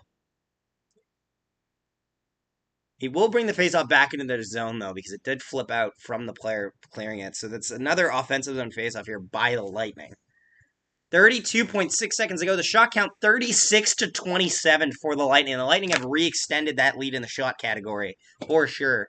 Since the Avalanche have scored, that gap has been reopened once again to a 9-shot deficit. Not that it matters. All that matters is goals. But still, how are you going to get a goal if you don't get a shot? Avalanche in their own zone, they'll win the draw. They look to move it up. Oh, they're trying to hold it on the wall. That's a dangerous game here. As somebody who's seen it backfire, you don't want to hold it on your own wall for too long there with time expiring. Lightning re-enter the zone. Avalanche pick it up. Avalanche in their own zone go D to Byram. Byram will play it out of his own zone and plays it down the ice there. Yeah, Burakovsky's out of the lineup. This will be an icing against the Lightning with 4 seconds to go. Chat. Is that a can of Smirnoff? It's always a can of Smirnoff, my friend. If it's a can, it's a Smirnoff. That's pretty much how it goes on this channel. If it's a can, it is a Smirnoff. Also, guys, if you want, you can donate. Don't feel pressured to, though. But is the button next to the chat thing that you chat on? When you open up your chat, if you see the button there, you can technically donate. It's okay not to. You don't have to. But I do appreciate it, and it is very nice. That's all. Just thought I'd mention it. Wait, 4 seconds. Yep, offensive zone face-off for the Avalanche here. 4 seconds left in the third period. They win the draw back to the point. They can't get the shot. Time will expire. We are going to overtime, ladies and gentlemen. Overtime, chat. But first we have an intermission. But then overtime, chat. We have manifested it. Sponsorship Smirnoff. I would love that. But also, I do plan on becoming a teacher at some point, so I'm not sure how that sponsorship would go. We're getting overtime, chat, but first we're getting an intermission. Weh shit. It's like I'm always right about OT. Sometimes. If I'm mistaken, you were trying to manifest OT in that one game. Zach, did you beat Ghost of Tsushima? I didn't 100% it, but I did beat it. It's a hard game. And I would never play it on that mode where if you get one shot, it kills you. I would never, ever. But yes, I did. So how are we feeling, guys? Who's getting the OT winner tonight? And is the fat guy that has your uncle hard to die? Yeah, he is hard to fight. You fight him... Like, how far into the game are you? Have you conquered any of the 3 sections of the map? Because Tsushima is the one game I requested. Nobody wanted to manifest. But, like, for Tsushima, it's broken up into 3 sections. The really northern part, which is a lot of snow, actually, and you'll find that out when you get there. There's the second part, the middle part, which has got your family's castle in it as well. Castle Sakurai. Castle Sakai. Or is it Castle Sakai? Or is that just an Iki Island? Anyway, another point. And then there's the part of the southernmost place with Castle Canada. Because it sounds like Canada. That's how I remembered it. Which of the 3 parts are you at? Has anyone betrayed you? Let me put it this way. Has anyone betrayed you yet? That's how you know how far in the game you are. But yeah, no. Intermission for overtime, chat. Should be fun. Means that we're going to get more than 3 hours worth on the stream. Woo! I hate snow. Fuck off. Sorry, sorry. That's a reflex action of when people say they hate snow. Get over it. Snow is a part of life. If you don't see snow, you're either in a place that is devoid of human emotion or Florida. None of it. None of it captured. I've been playing in the second hardest mode. Well, that's your own fault, lad. Yes, the Straw Hat dude. So Ryuzo betrayed you, right? Yep. He's the Straw Hat Ronin. Fucking traitor. That one hurts, honestly. Ryuzu hurts.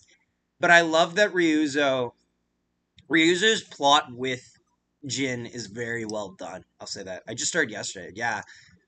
I played a lot of like the area based things, but fun fact, if you play and you take the castle, it just opens up the map anyway. And I was just like, oh, I thought I had to discover the map myself. But yes, you're talking about Khotan Khan. Khotan Khan. Khotan is very fucking tough. He's not as tough, however, though, as the fucking DLC final boss, the Eagle. That bitch can die. That bitch can die. No, but I'm going through my old retro game phase, and I'm playing Spec Ops: The Line, and holy shit, am I getting like secondhand PTSD from that game? Jesus Christ, it's fucking depressing. Andre Palat OT winner. Ooh, ooh, man wants it. Man wants it. Man's feeling it.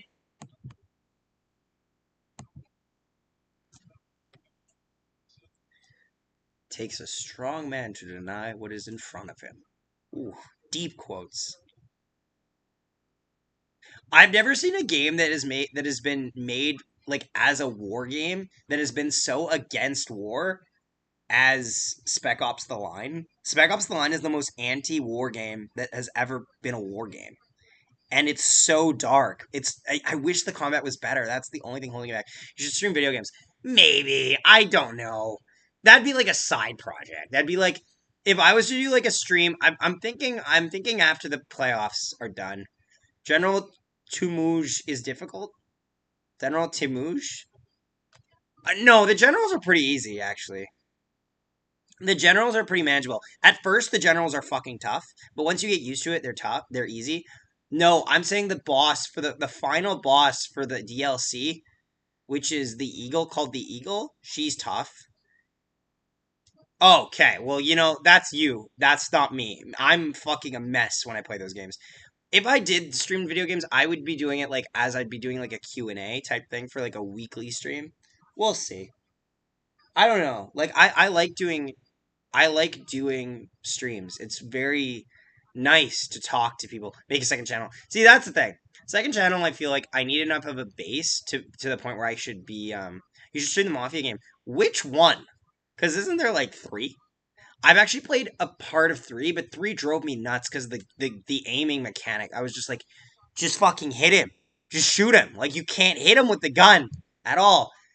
But no, I recommend like I'm also playing Red Dead 1 and I'm playing God of War right now.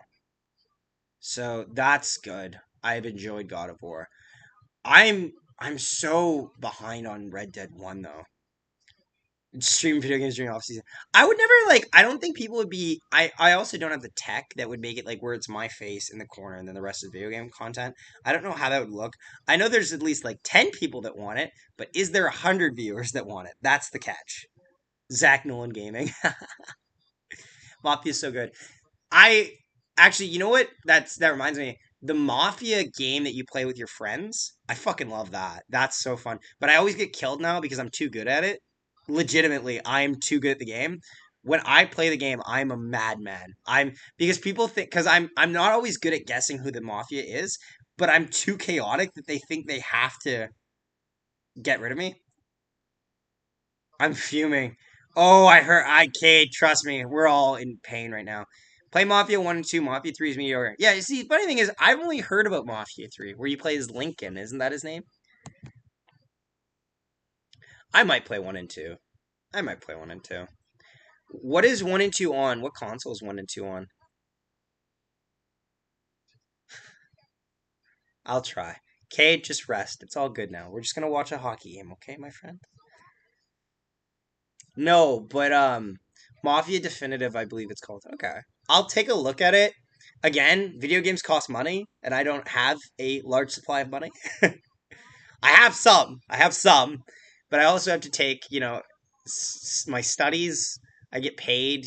I should figure out my taxes for my job at Gold Eyes. I have like $1,000 that's just waiting there, just because they give me so many hours. Like people think that's a lot, but it's like it's not actually as much as you think. You burn through so much of it just through normal things. It's a game about New York Mafia. Oh, nice. Yeah, and the last one's like New Orleans, isn't it? Is it PS5? Is it the definitive for Mafia PS5? I did not know that. You need PS Plus extra. I have that, so I should be fine. I think I have that. I have to do my taxes actually after this. What system do you have? I have a PS4, a PS5, a PS3, and a Wii and a GameCube. I used to have a DSi as well, but the people at Kia Motors stole it.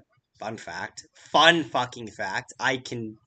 Oh, I had the thing, the DS under my fucking thing, and I know for a fact someone out there is playing my version of Diamond, and I'm fucking fuming.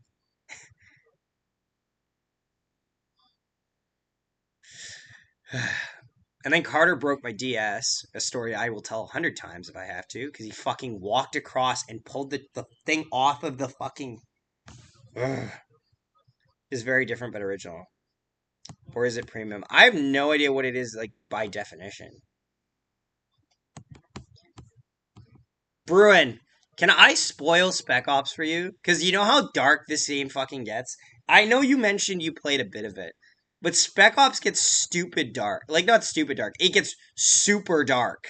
Like, the game literally decides at one point that, like, the Division versions are both on the PS4. Okay, okay, okay. I do want to spoil this game partially because it's such a great game, but it's not even a shooter as much as it is a psychological thriller. Like the more you play, the more you realize things are not going well. Like as a game, normally a game will reward you as you go through it. You'll feel better. You'll be like, "All right, I'm making progress in this game." The longer you play Spec Ops, the more upset you feel. Like at the beginning of the game, you're full of hope. By the end of the game, you are full of nothing but despair. You just become like a soul. You're just an empty soul. It's fucking just depressing. Nah. We're still in overtime break right now. Some of the panel's talking. Friedman is talking. I forget his name, who he's talking with, but they're talking right now. They're just talking about the ice time. Like, how much spoiling are we talking about? Well, Bruin, are you gonna play it? Bruin, if you play it, I won't spoil it. But if you haven't made any progress from the last time we talked about it, the game only, like, if you rush the game, if you speedrun it, it'll take you like 3.5 hours. If you speedrun that game, you can get it done in 3.5. Bruin, I'll say this. It seems like the game shows how war has no sometimes war has no heroes. And as you go through, you have to make choices that are questionable. And as the choices get more and more tough, the reason it's called Spec Ops the line is what is the line you're cross what is the line that you've decided not to cross? And as it gets deeper and deeper into the game, that line becomes very questionable. Sam Rosen, any announcer. Oh yeah, that's a Rangers guy, isn't it? Dennis Back will fight you. Rick Jennerit's pretty good, although he's like more of like a Buffalo mainstay. Hi, Zachary Nolan, buddy. Good night, buddy. All right, David, have a good night, man. Or are you just saying, I hope you're having a good night? Either way, have a good time, buddy. This game sounds good. What console is on? PS3. PS3 it is. I will say this: the gameplay is the only thing that leaves a little to be desired. It's not.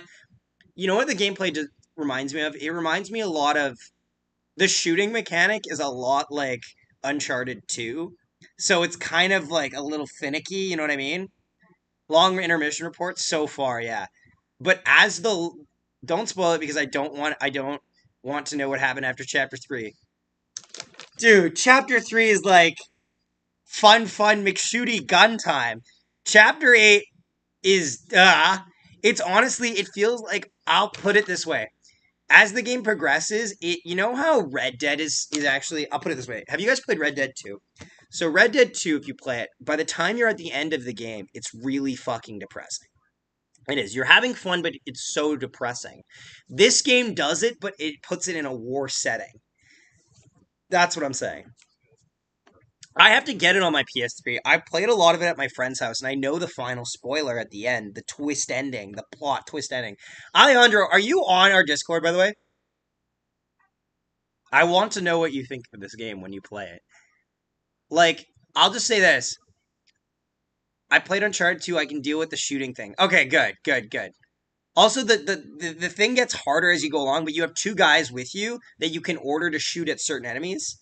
That's Spec Ops: The Line. That's what's called, right? Yes, it is. You're also, it's in Dubai, and it's like, it's a good setting. Dubai's a good setting for a game. They do it in like the sandstorm riddled Dubai. So in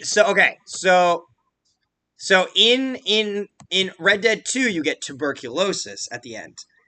In Spec Ops: The Line, you probably I would diagnose it as PTSD. Might not say it's PTSD, but I would call it PTSD. And it's not fun. It's not a fun time. It's funny. If you ever don't Google it online, because the game has a lot of spoilers online, like what that you can Google like on YouTube, where it's like a lot of people do a lot of opinion bases. All right, I'm gonna buy this game. Like for example, there's a lot of story analyses, like and where people write essays on this game just because of how much they want to study it, because it's based on a game called it's based on a story called Into Darkness, I believe is what it's called, which pretty much shows, now there's a lot more racism in that story than there is in this one, but it shows how someone can deconstruct so much, and there's this deconstruction. It's a very good game. That's all I'll say. Yeah, I am on the Discord. Okay, Alejandro, then you can text me when you have the game, when you play the game, and when you finish the game, because that will be 3 different moods of Alejandro. I'm also playing God of War right now. God of War is a good game. God of War is a kind of hard game though, because I'm not used to the combat of like. The thing is I'm so used to like God of War. Half the time it tells me to just throw my axe at fucking everything. So I'm like, okay, I'll throw my axe, but then an enemy gets close to me. I'm like, I don't know what to do. A punch with the axe, and then you can't use the ice axe on ice enemies. Yo, this game has really good. It does. I know it does. It has Nolan North in one of his best video gaming performances, in my opinion. Vicon, but I have a shitty laptop. 3 different modes of Alejandro. Pretty much, yeah. Game is back. Yes, it's about to start. The overtime game is about to start, guys. AC Origins was, in my opinion, yes, the 3 moods. AC Origins, I really like. AC Origins, in my opinion, is probably the best new Assassin's Creed game that's came out that has actually been faithful to what has been laid before it, and also established a lot of fun things to do. I love Bayek as a character. Bayek is a vengeful father who has lost at his marriage, his in tatters, his son. He used to be like a sheriff of them. Nolan North is in this game. Nolan North is the main character, my guy. Nolan North is Captain Martin Walker. By the way, do not Google Captain Martin Walker, otherwise it might spoil it for you. Anyway, overtime, here we go. Lightning win the draw. They'll enter the zone here. Avalanche pick it up in their own zone. Holy shit, how have I never heard of this? Because the game came out it was not very much of a commercial success. It was very under the radar. It developed a cult following over time. Valhalla Origins, no. Origins over Valhalla. Valhalla, there's more to do, but Origins, it feels like it's very tight. 2003, if you don't know. Oh, I see. Avs, enter the zone. McKinnon goes wide with it. Gets pressured there by McDonough.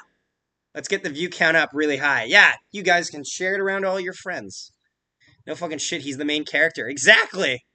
Alejandro, just send me a text on Discord, because I don't know if we have an open chat yet, so. Avs, enter the zone. Nichushkin enters it. Down low in the slot. Passes it over.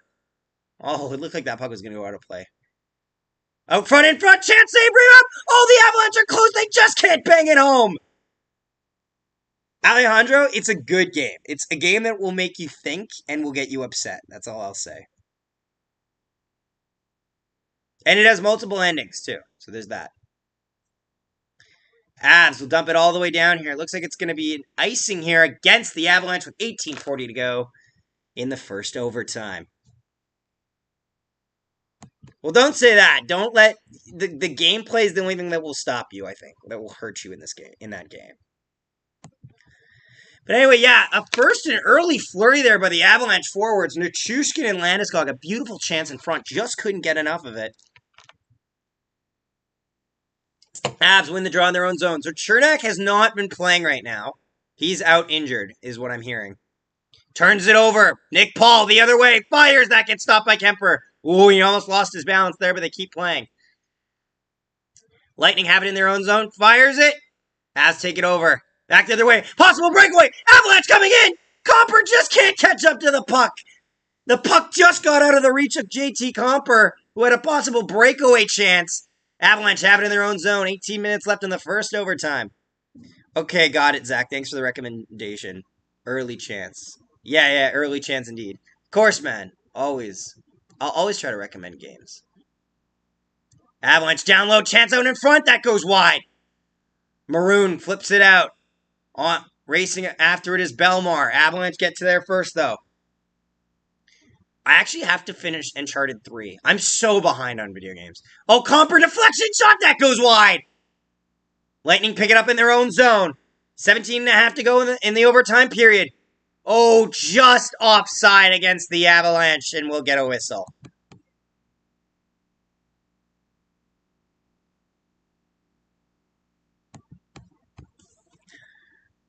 I also obviously recommend Ghost of Tsushima as well. Ghost of Tsushima is a great game. Honestly, Ghost of Tsushima is the game I wished Assassin's Creed made in Japan. But they weren't. They were fucking cowards, and they never made it in Japan. So fucking, whatever it was called. I forget the name of the studio. It was just like, fuck, we'll do it ourselves. Face off just outside of the blue line here. Avs win the draw. Moving it out. We'll dump it in. Lightning have it in their own zone. Battle on the wall for it. Lightning look to move it out. They pass it around the line. Which one was Uncharted 3? The one where... Oh, fuck. I don't remember a lot of the game, if I'm being honest here. It's been a long time since I played it. Shot from the point. Deflected. That goes wide. Byram down low in the corner. There was the one where he was going through a lot of the Himalayas and shit. That was 1, 2. The island was 1. And then 3, I forget what was in 3. Avalanche down low in the zone. Most of this pressure has been the Avalanche so far. This has honestly been a good start to the period. They battle for it. The puck's loose. Back the other way. Killorn trying to get some speed to catch past Makar with Manson there. He can't get it. Avalanche take it. Back the other way come the Avs. They enter the zone. Zach it's Sucker Punch Productions. Right. It's Sucker Punch. I was thinking of the guys that made Uncharted, which was Naughty Dog, and I was like, it's not them. It's Sucker Punch. Anywho, Avs dump it in. Landeskog down low. He'll flip it around the wall. Avs keep it in. Behind the net with it. Getting pressured there. Hedman there as well. Rantanen there too. Lightning have it. Sergachev flip it out. Possible breakaway pass there. Can't get it. Kemper will catch it. He'll hold it, and he'll get a whistle. It's 16 minutes left in the third... in the overtime. In the third period. In the overtime. It is 16 minutes left in the overtime, chat.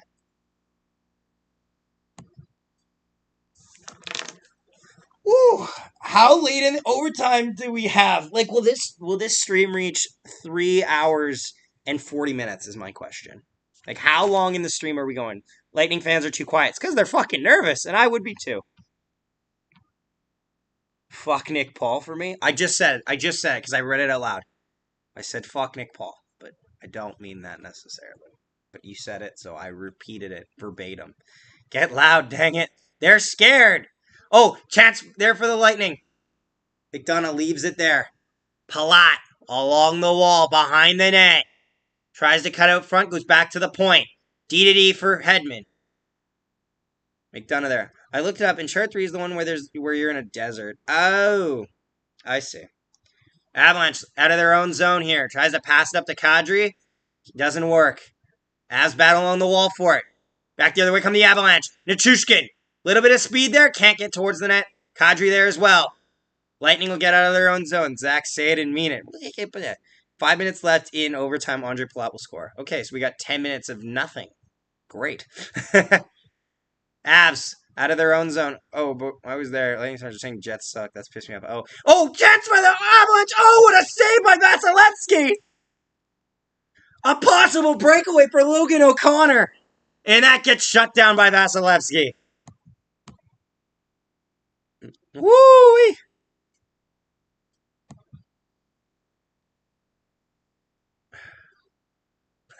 Are we having a nervous time yet, chat?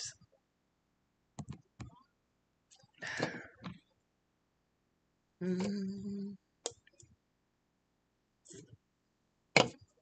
no, but there's a bunch of old games I want to play. I haven't played Assassin's Creed 3.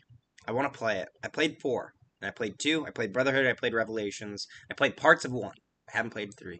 Shot! Oh, that goes wide! Oh, absolute cannon by Devon Taves. Fires it wide. Honestly, with Taves, he can just rip it from the point. Puck goes all the way down the ice. This will be an icing against Tampa Bay with 14:43 to go in the overtime period. Shot count is 39-31 for the Lightning. Back to the point for Taves. Taves will fire it. It deflects twice off of the players and hits the post. Hit the post. They were that close. There's literally a dent. There's literally a black mark on the post where Devon Taves put it off. Another offensive zone faceoff here by the Colorado Avalanche. Lightning win the draw. Look to move it out. Paul over center. Dumps it in. But it'll go out of play and we'll get another whistle. Woo!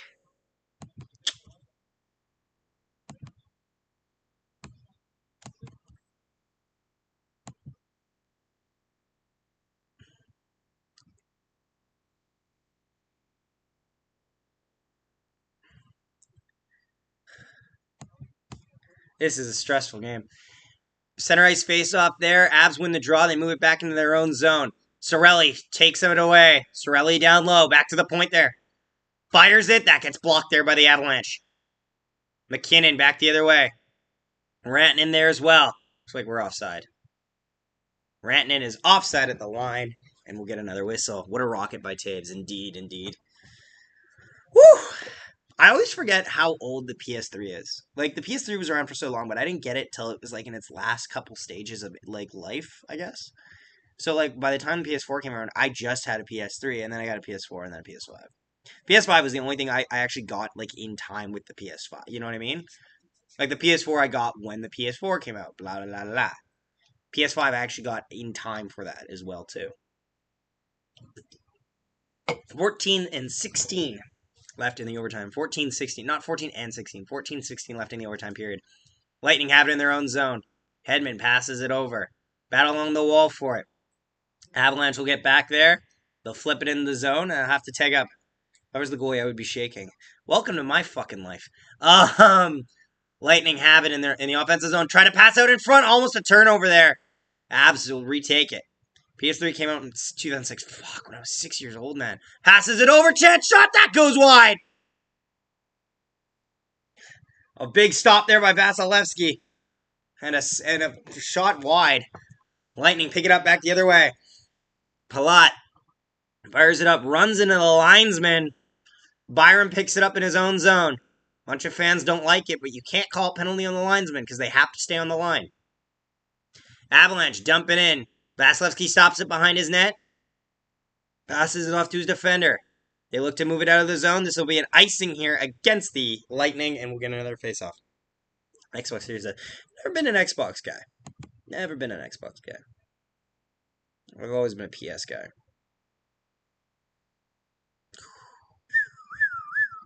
Are we having a fun time, Chad? Is this nervous enough for us, Chad? Is this nervous enough? Is it nerve-wracking enough for us today, chat? Don't forget to leave a like on the stream, guys, if you're new, and subscribe as well. We appreciate you tuning in. It's a very stressful game. Lightning win the draw in their own zone, looking to move up with it.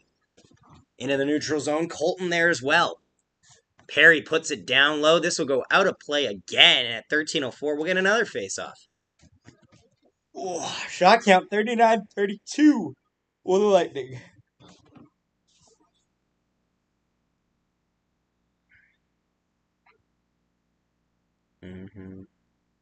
I guess we can see if we can get to 30 likes, right? Fun times indeed, Zach. I'm getting secondhand stress. Just watch this. I don't know how fun we're having, but fuck me, this is stressful. Avalanche win the draw in their own zone. Looking to move it up. He fans on the shot. Back the other way. Come the Lightning. McDonough enters the zone. He'll flip it down low. Battle there for Killorn. He's there with Lehkonen.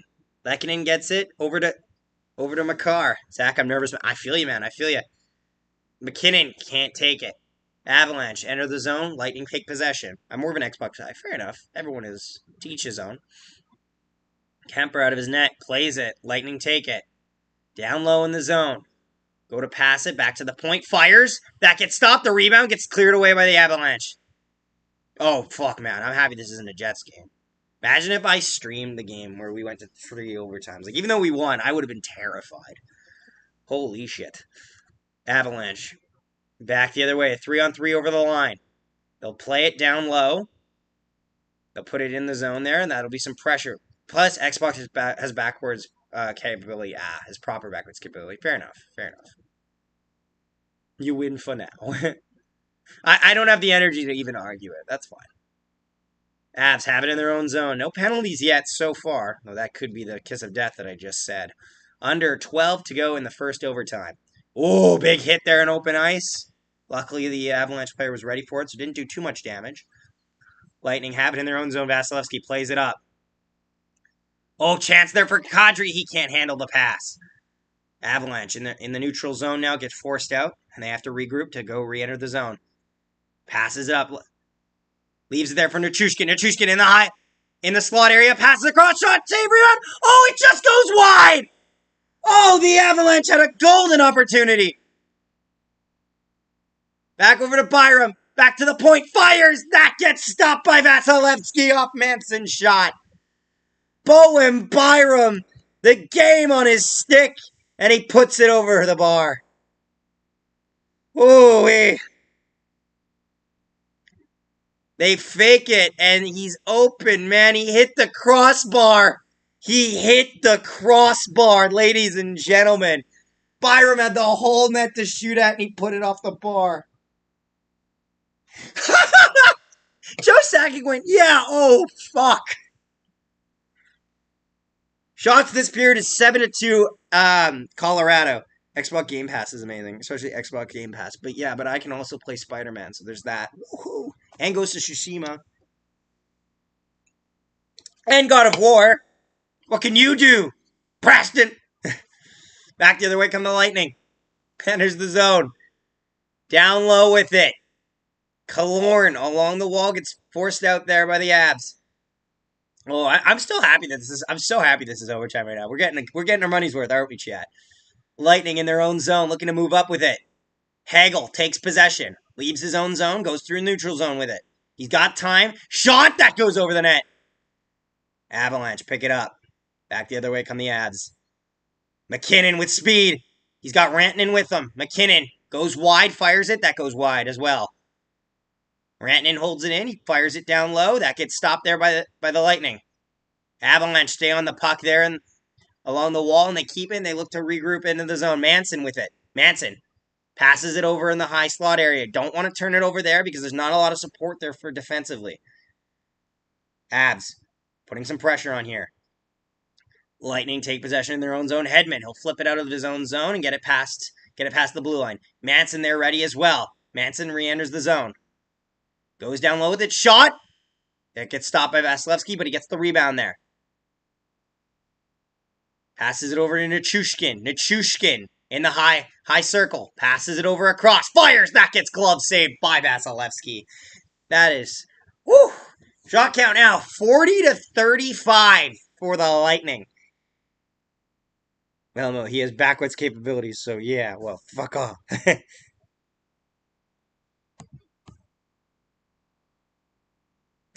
Ugh. We're at 530 views on the stream, guys. Woo! Thank you very much. Avalanche. Oh, they're still showing that shot for Devon Taves off the post. Avs have had the best opportunities this period. This has definitely been the Avalanche's period, but it's only going to be their period if they win. Has anyone ever played Army of Two? I've heard of it actually, but I haven't played it. I've heard the name before.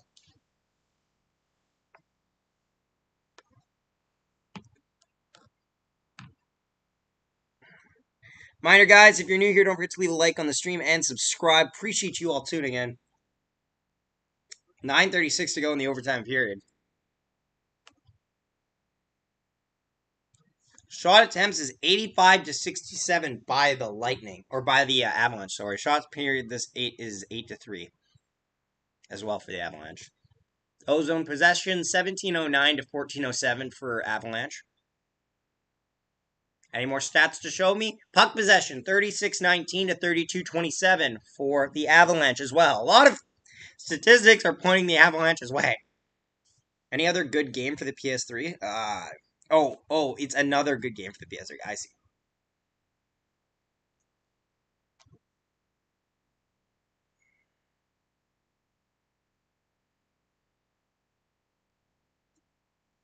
Woo!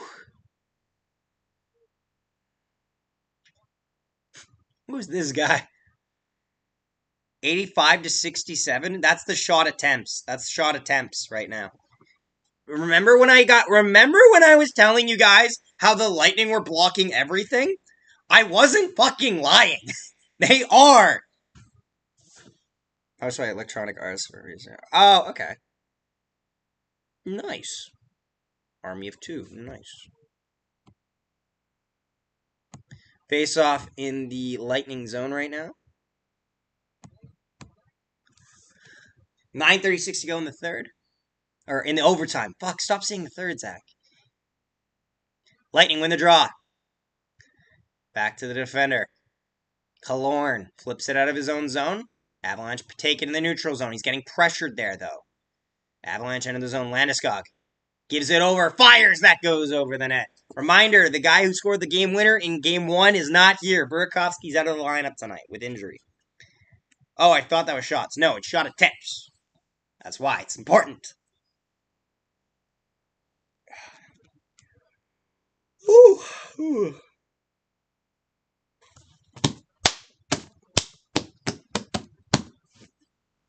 Offensive zone face-off here again for the Avalanche. Back to the point. Makar.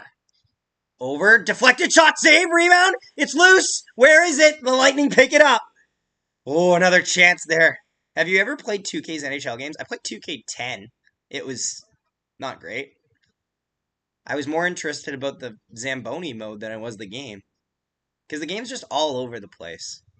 Because it was also for Wii, and it didn't work. It just didn't work. Avalanche, enter the zone. McKinnon with speed. With a little bit of space. Trying to cut around. Leaves it there. Tavares out front. Save rebound. Oh my god, the puck's loose. Avalanche trying to pressure it. Goes back to the point in the high circle. Slot shot. Fire. Save. Rebound. They keep battling for it. Lightning players are going everywhere. Avalanche keep it alive. Shot. That gets blocked. Avs keep possession though. McKinnon. Oh man, another near miss there. Taves. Over to Manson. Manson gets forced off the puck. The Lightning take possession, but the Avs are down low. Avs out front. Oh, loose. Oh, he can't get the shot off. Manson can't get it. Lightning will fire it down the ice. Is this enough for icing? I don't think it will. They'll wave it off. Kemper looks to fire it up the ice. Oh, man. Oh, another great pass. Avalanche fires. What a save, Vasilevsky. A beautiful breakaway chance, and Vasilevsky shut the door. Oh, it went in! It went in! It went in! It went in! Avalanche win! Avalanche win! Avalanche win! The Colorado Avalanche have won Game 4! The puck was behind him and no one saw it! Avalanche win! What a goal! Nazem Kadri!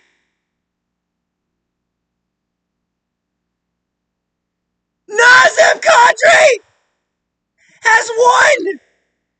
Overtime winner!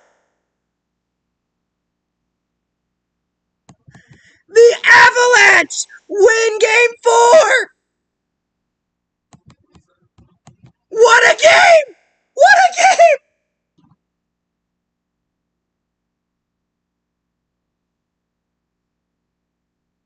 What a game!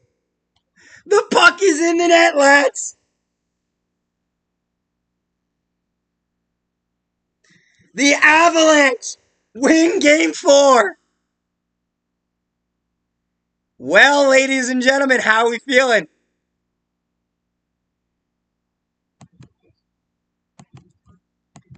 Yo, who called Kadri? I don't remember. I don't remember, chat. Wow. Overtime winner.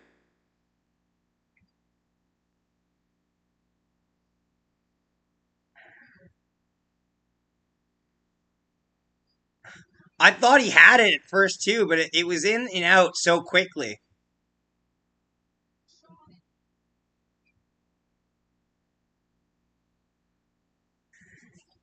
Oof, man, this one's going to hurt for a while. Oh, I believe it will. I think that might have been the kiss of death. I think the Avalanche might have just sealed this series up. Wow. I'm running out of voice right now, chat. How are we feeling? Avs get this cup at home. Reminder, ladies and gentlemen, boys and girls, everyone who is tuned in 2 nights. Friday night, 7 p.m. I will be here. I hope you will be as well. Because I'll be here. I can't believe what just happened. Wow. Wow. Oh, Matt said he wanted a Kadri goal in overtime. Friday night. Be here, chat. All right? Everybody have a good night, okay? Everybody have a great night. We will see you Friday night at 7 p.m. Central Time. See you then. We'll talk more. See you then, man. And I wait now for this to catch up, and then I exit the stream. What a game.